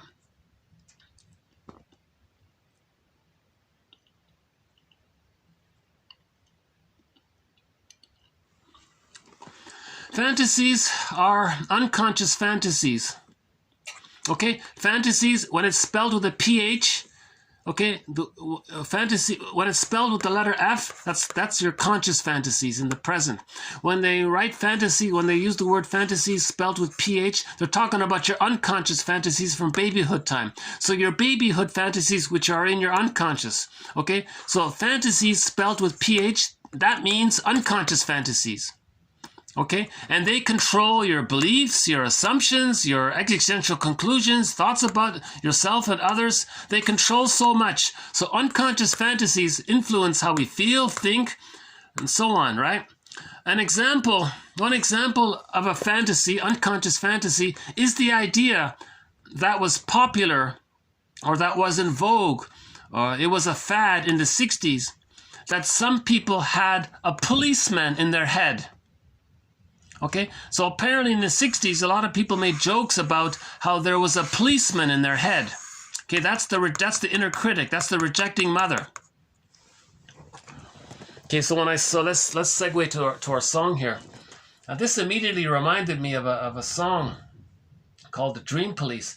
I'm not a fan of this band at all, even though it's classic rock. I like classic rock, but this song sort of. I give them credit for this song. You know, I notice some bands have one song that's psychological. Pat Benatar had the song "Hell is for Children." Everything else is just for entertainment. But one song is psychological, "Hell is for Children." I think this band here, Cheap Trick, a lot of their songs are just for entertainment. But one song is psychological. I think it's this one here, called "Dream Police." So this song talks about the unconscious fantasy of a policeman in the mind, right?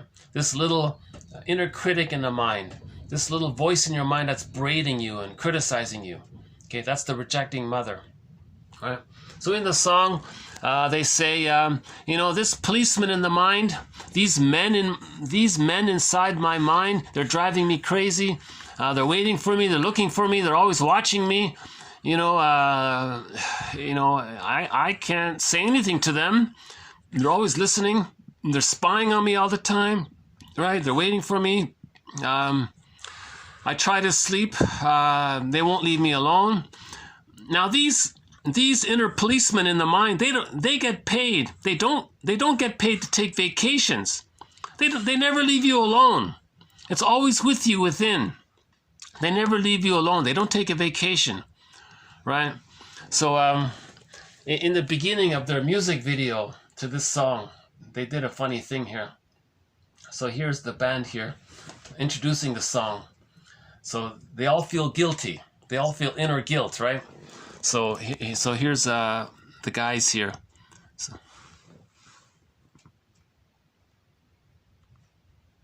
So you notice, yeah.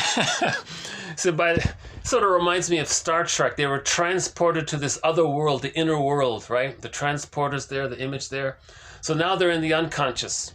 So this image here is sort of trying to talk about the dream world, the unconscious world. So this is the dream world, what you're seeing here. So in the dream world here, the first guy says, "Look, I didn't do it. 5 years ago, I had no idea I'd be here. Who are you, anyway?" Okay.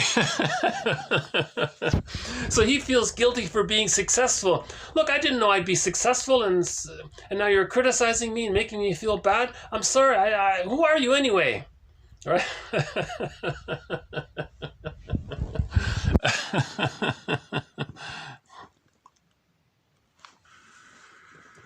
That's the singer, by the way, the main singer. "I didn't do it. 5 years ago, I had no idea I'd be here. Who are you, anyway?" Okay, so he's talking. Okay, so he's talking to the inner policeman in the mind, the inner critic, this unconscious fantasy based on memories of the mother rejecting him, criticizing him. "You're no good." Unconscious guilt. "You're no good." He says, "Hey, wait a minute. Why are you saying I'm no good? I'm innocent. I'm successful now. I'm a millionaire now. And am I guilty? Did I do something wrong?" Right? So maybe he's betraying the mother. So the mother said, "No, you're just here to take care of me and serve me and be at my beck and call. Now you're autonomous and you're never around anymore. You're always on tour with your buddies, jumping, playing the guitar and all that, entertaining others. You're not entertaining me." So that's the memory in the mind there, right? Now that's the singer. The next one is the drummer. What do you take me for? Must be dreaming. Must be dreaming. Okay, next guy here.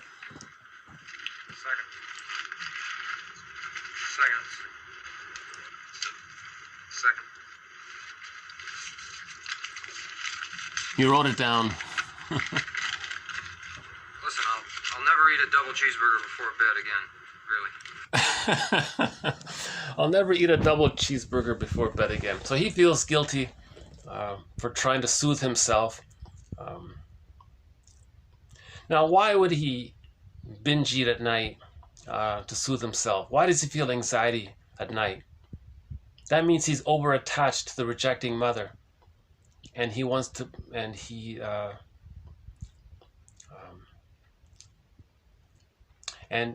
even though he's bonded to the rejecting mother, he feels pain about it. He is suffering from it, and now he's being criticized for it.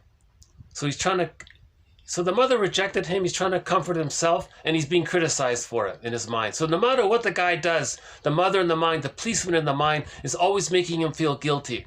It's like that Kafka story, the trial there, that guy, what's his name, Joseph X or something? Joseph K? No, yeah, K, Joseph K or something like that. It's a similar idea.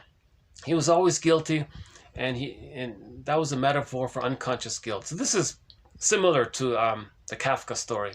And the next guy, the third guy here, that's this is the bass. I'm telling you, I didn't do it. I didn't do it. But if I did do it, it was an accident. Okay, so why don't we do those? Let's do that. That's the bass player. Let's do the bass one. Let's do the bass player again. I'm telling you, I didn't do it. But if I did do it, it was an accident. Okay. So he's trying to talk his way out of it. So you can see this unconscious guilt. You see how they're all feeling guilty. The lead singer, he's successful. He feels guilty. Who are you? Why are you criticizing me? What's wrong? I didn't do anything wrong. The second guy, I'm just trying to deal with my pain here. Am I doing something wrong? The third guy, I don't know what's going on here. And the fourth guy there, he sort of says, he sort of leads it into the song. He says, we got to question this stuff, right? We got to question all this. You got to question your unconscious fantasies. So he was sort of saying that here. So why don't we just play the song here.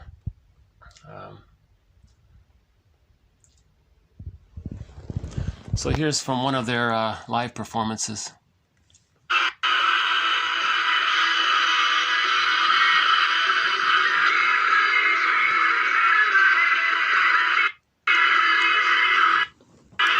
Okay, so the dream police, they live inside of my head.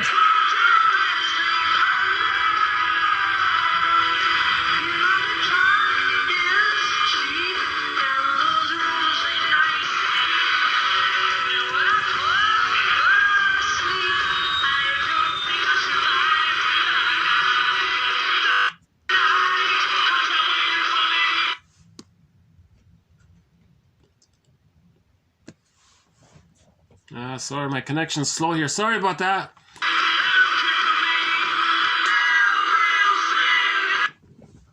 Oops. Okay. Sorry about that.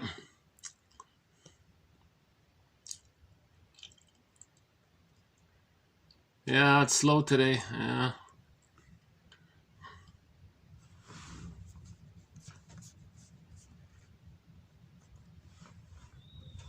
Wow.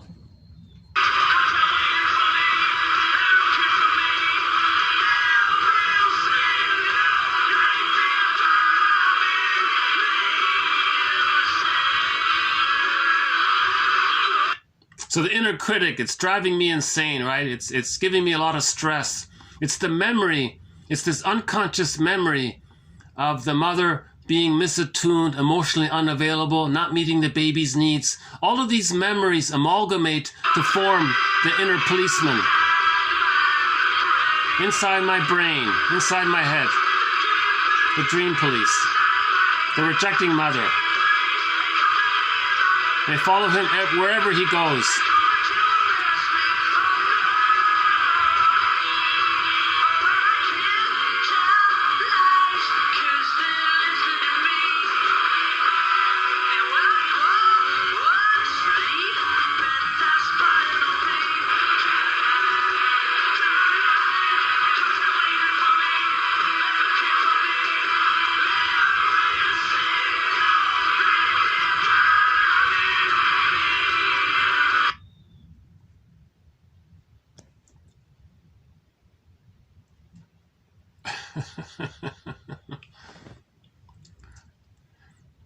Although this might not be,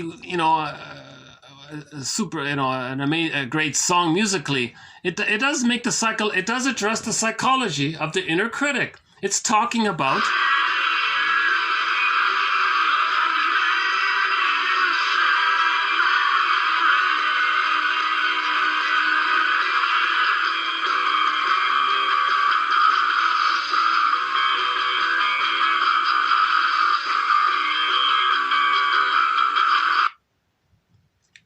oh, geez.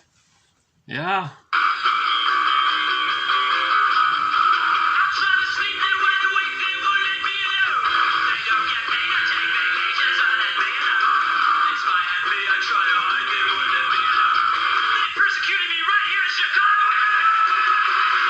Okay.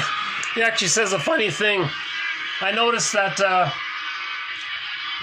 wherever they go, he names the city they're in when they're playing that song.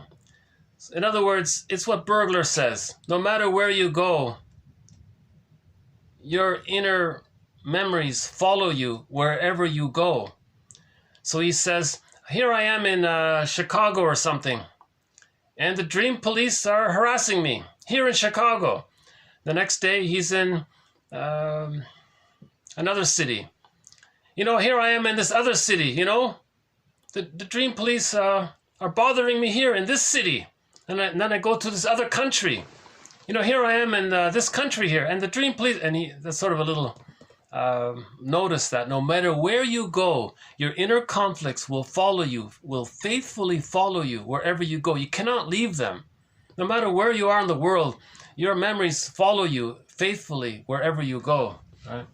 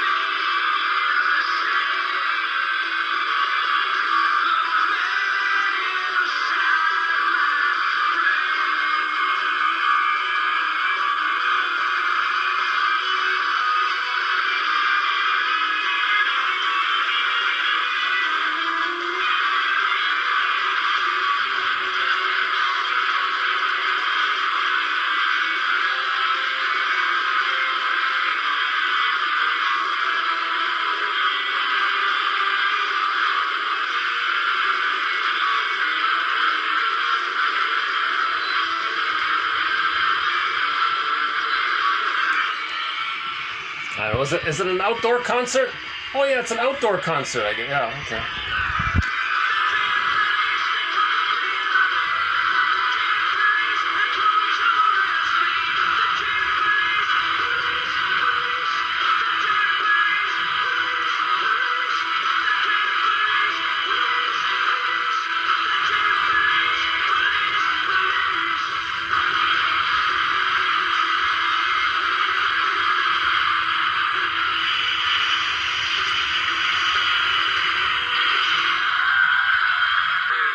Okay. So, whatever we think about that band, I give them credit for that song. It acknowledges psychological phenomena there. Oh, maybe at the end we'll play this My Farouk. Oh, this song is coming up here.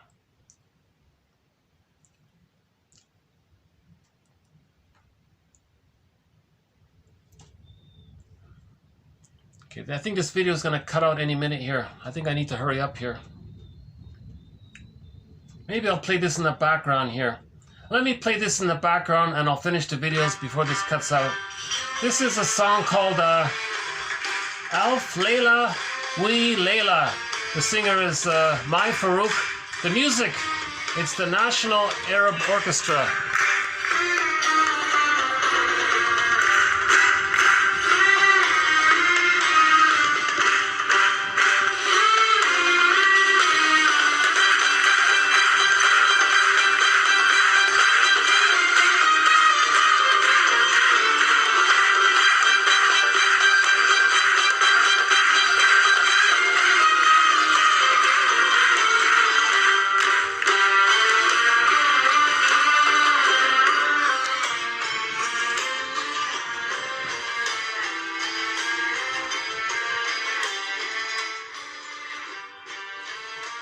Okay,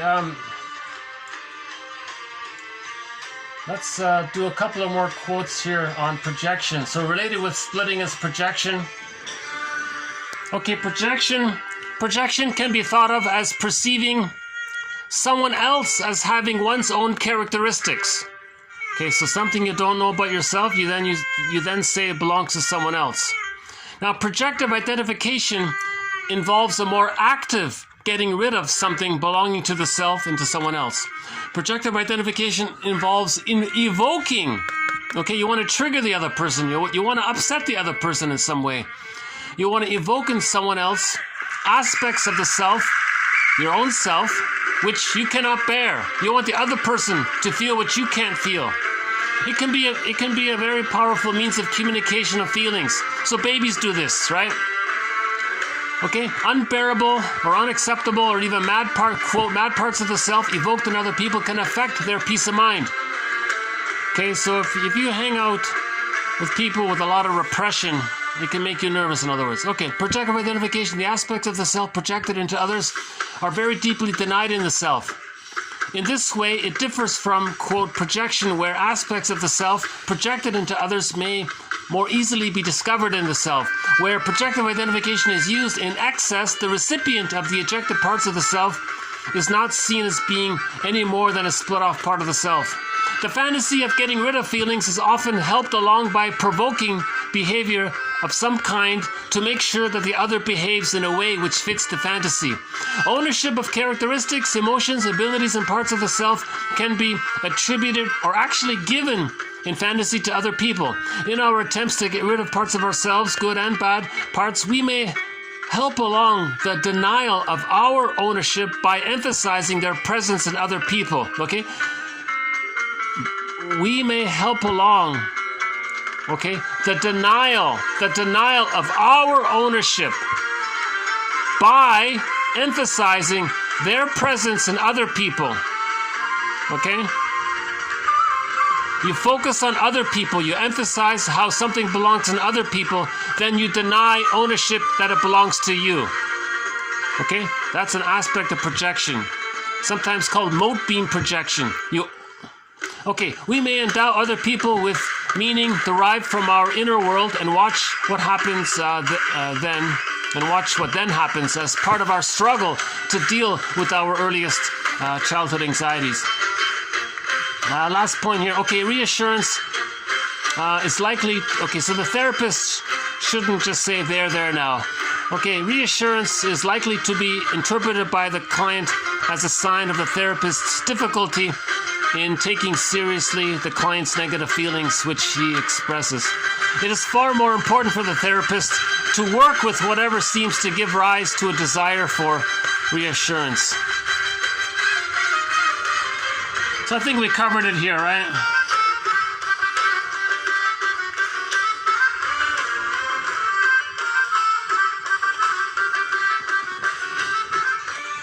Okay, so this third part about projective identification. So the key takeaway point here about projective identification is the more you say strongly how someone else is such and such, and how someone else thinks this, and someone else believes this, and how someone else wants this, and how someone else is doing this, and how someone else is this, or is that, or feels that, or doesn't feel that, the more you focus outwardly like that, the more you emphasize it and exaggerate it and you know, drum it in or just repeat it nauseatingly, or the more you focus outwardly like that, that means the more it makes you less aware of how it's within. Okay? So projection is something that's within, you don't want to feel it, you say it's outward. Now, if you say it's outward, what you might want to do to amp it up, that it's out, to amp up your ability to not be aware that it's inward, you amp up how it's outward. So then the person gets bombastic and spends all of their attention focusing outward. Masterson said to one guy in a book, he said, gee, you know, you're really focusing so much attention on Mr. X there. You do that to soothe yourself, to not be aware of how painful it is to own it. Right? Oh, here's the song here. This is a very popular song.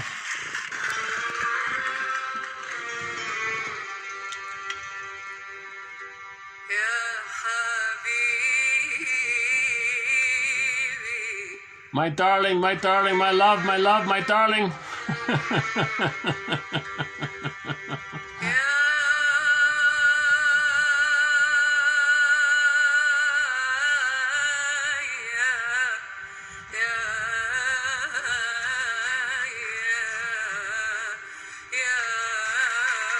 Oh, my darling, oh, my dear, my darling, oh my God, my dear, my darling.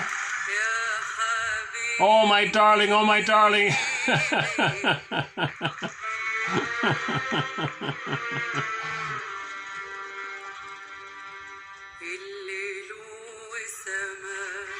Let me tell you how much I love you.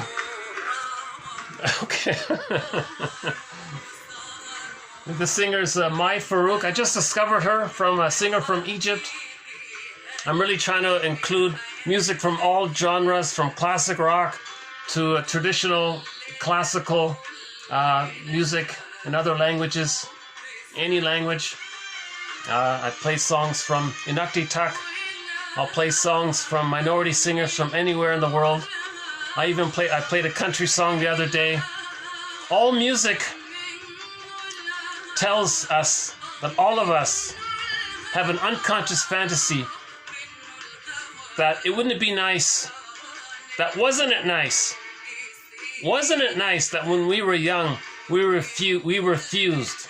So music is like a fusion, right? Music is like feeling of safety of the fusion.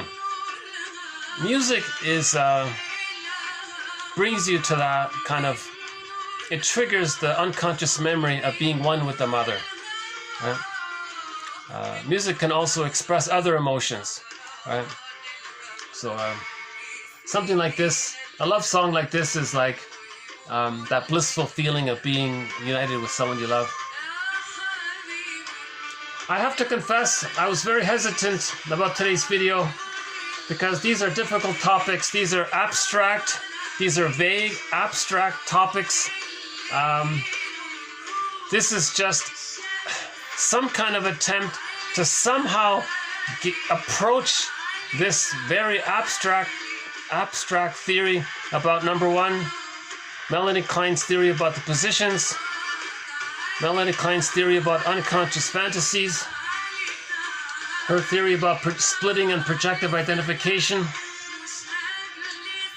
and one here about how the therapist needs to provide interpretations.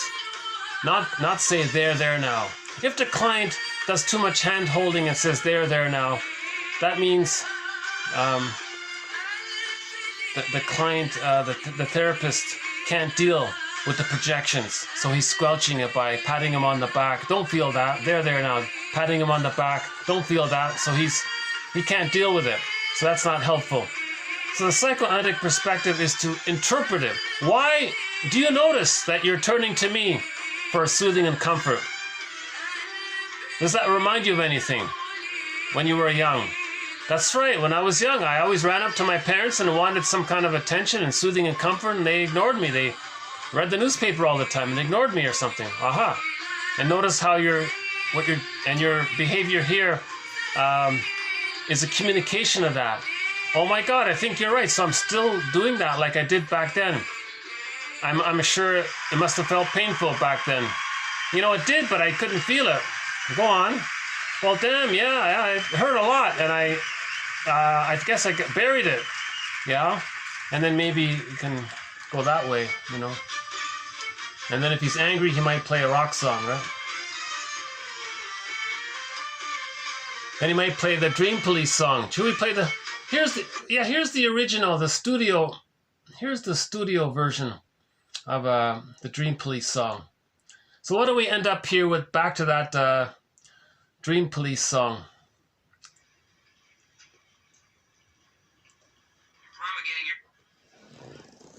So let's conclude here with the song Dream Police. In the dream world. I didn't do it. 5 years ago, I had no idea I'd be here. Who are you, anyway? What do you take me for? I must be dreaming.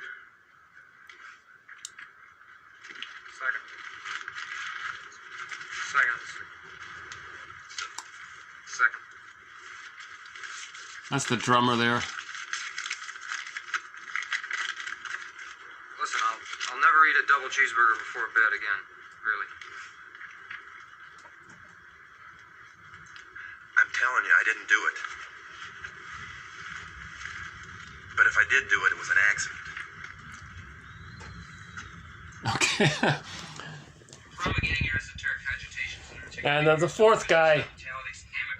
philosophical and psychological observations. Beware of platitudes. Beware of platitude generalities. Beware of notice that there is this inner critic, right? So I'll just play that in the background here.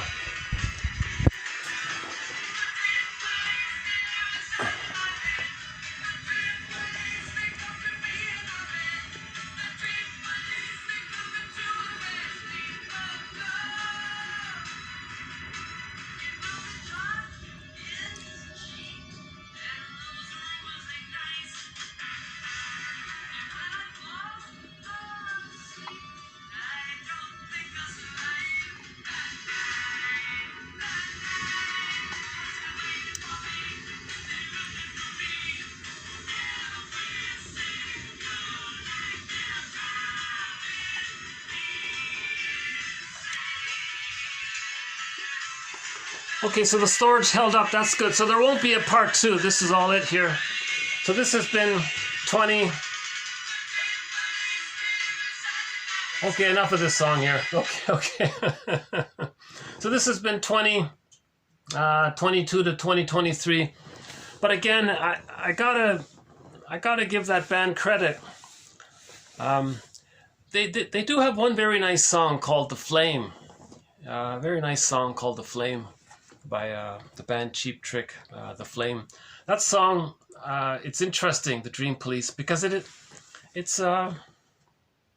brings awareness. You know, they're promoting awareness of psychology through that one song.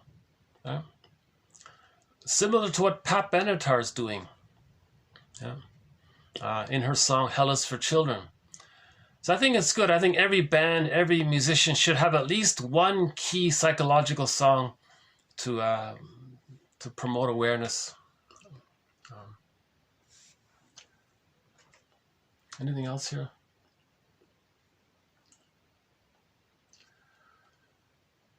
Yeah. I do feel a little slightly embarrassed to try to present this difficult material. Melanie Klein gets criticized for her theories, and her followers also get criticized for these theories.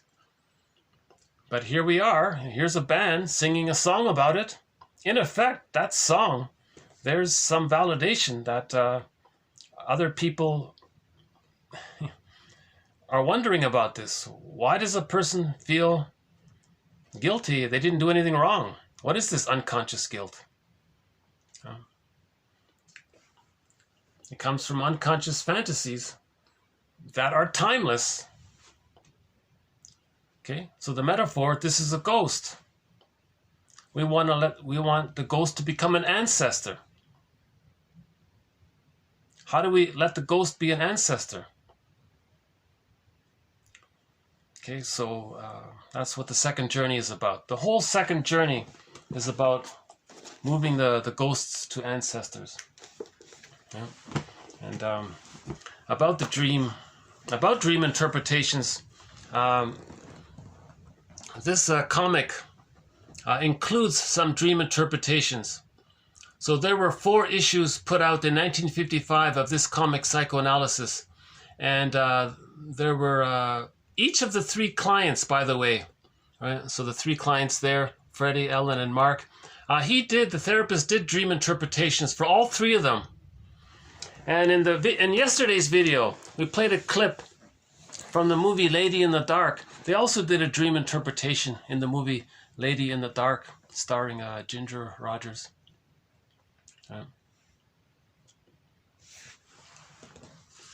So we're haunted by our memories, right? The memories mean something happened when we were children and we couldn't perceive it, so it's painful, and it's alive. And the idea is to witness it, so the child can calm down. The amygdala calms down at the same time. Then we calm down. Then we can enjoy in the present. So that maybe is one way to summarize the psychoanalytic perspective: to heal the inner child of the past, to heal memories. So one quote says we want to heal our memories, meaning we want to transmute or transfigure the effect of what happened to us. We don't change the past, but we transfigure or transmute the effect the past has on us when we can be our own caring witness. Okay, so that means we have to find our narrative. We don't know our narrative. Splitting means we don't know our narrative. So much of our narrative is in that bag. The more we can the more we can own our narrative, the more complete and we feel. I think this video has been one of my more messy ones. This has definitely been one of my more messier ones. Please don't discount Melanie Klein's theory about unconscious fantasies, the positions, and projective identification and splitting. These are key concepts here. Actually, these are threads. These are some of our threads throughout the series: splitting, projective identification, projection as well, the positions. These are threads in our series.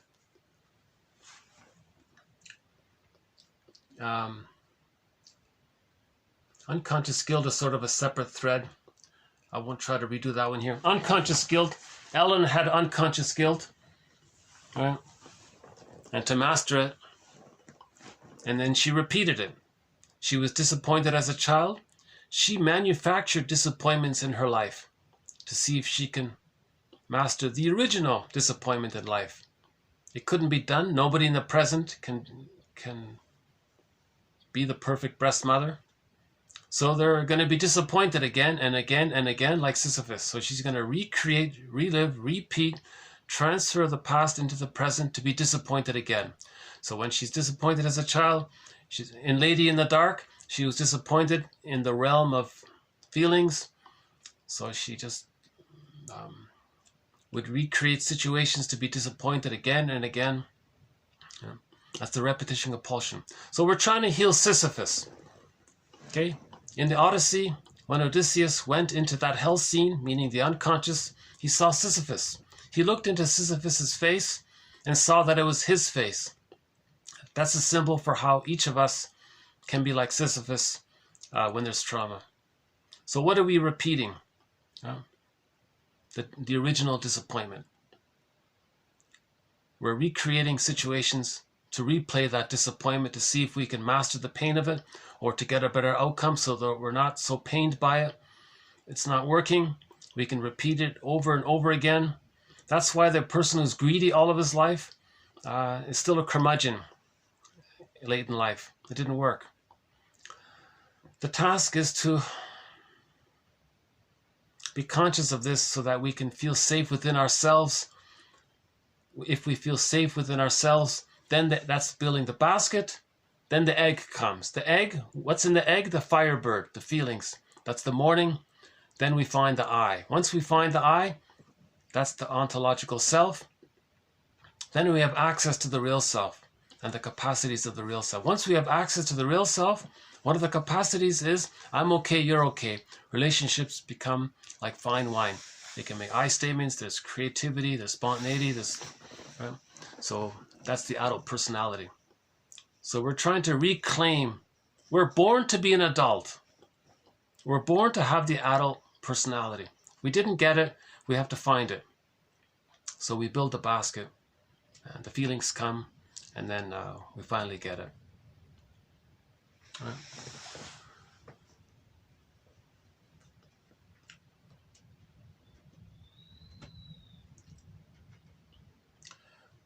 Let's end up here with our theme song to 1001 Windmills of the Mind. We now have over 2,000 quotes. This collection of quotes is named after Katja Epstein's German rendition of the song Windmills of the Mind. A great song. We now have over 2,000 and we now have 2,023 Windmills of the Mind.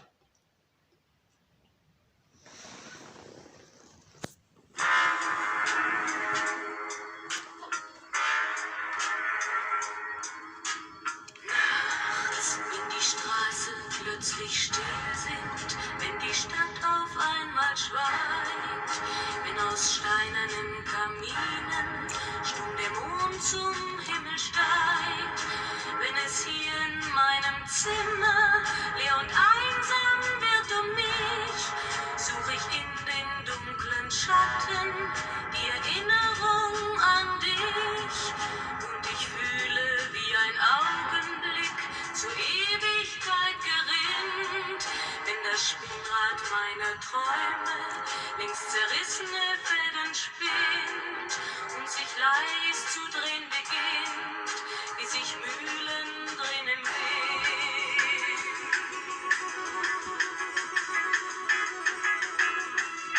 Und es kreisen die Gedanken ohne Anfang, ohne Ziel, wie die schnellen Wellenringe, wenn ein Stein ins Wasser fiel, wie ein Kreisen, den die Peitsche über Straßenpflaster treibt, wie Spiralen, die ein Adler in den Abendhimmel schreibt. Und ich fühle, wie ein Augenblick zur Ewigkeit gerinnt, wenn das Spielrad meiner Träume links zerrissene Fäden spinnt und sich leis zu drehen beginnt, wie sich Mühlen drehen im Wind.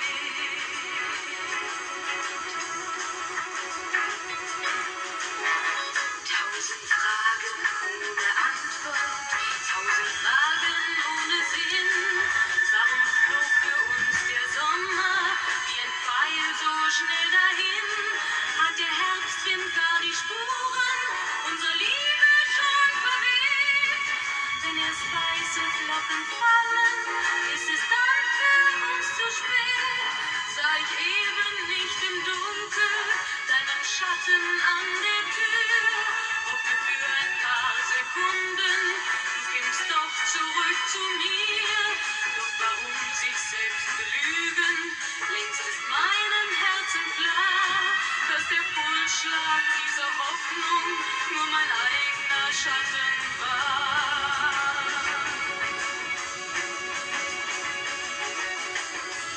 Und ich fühle, wie der Augenblick zur Ewigkeit gerinnt, wenn das Spielrad meiner Träume links zerrissene Fäden spinnt und sich leis zu drehen beginnt, sich im Kreis zu drehen beginnt, wie sich Mühlen drehen im Wind. Okay, thanks again. I'll see you in the next video. Mühlen drehen im Bye for now.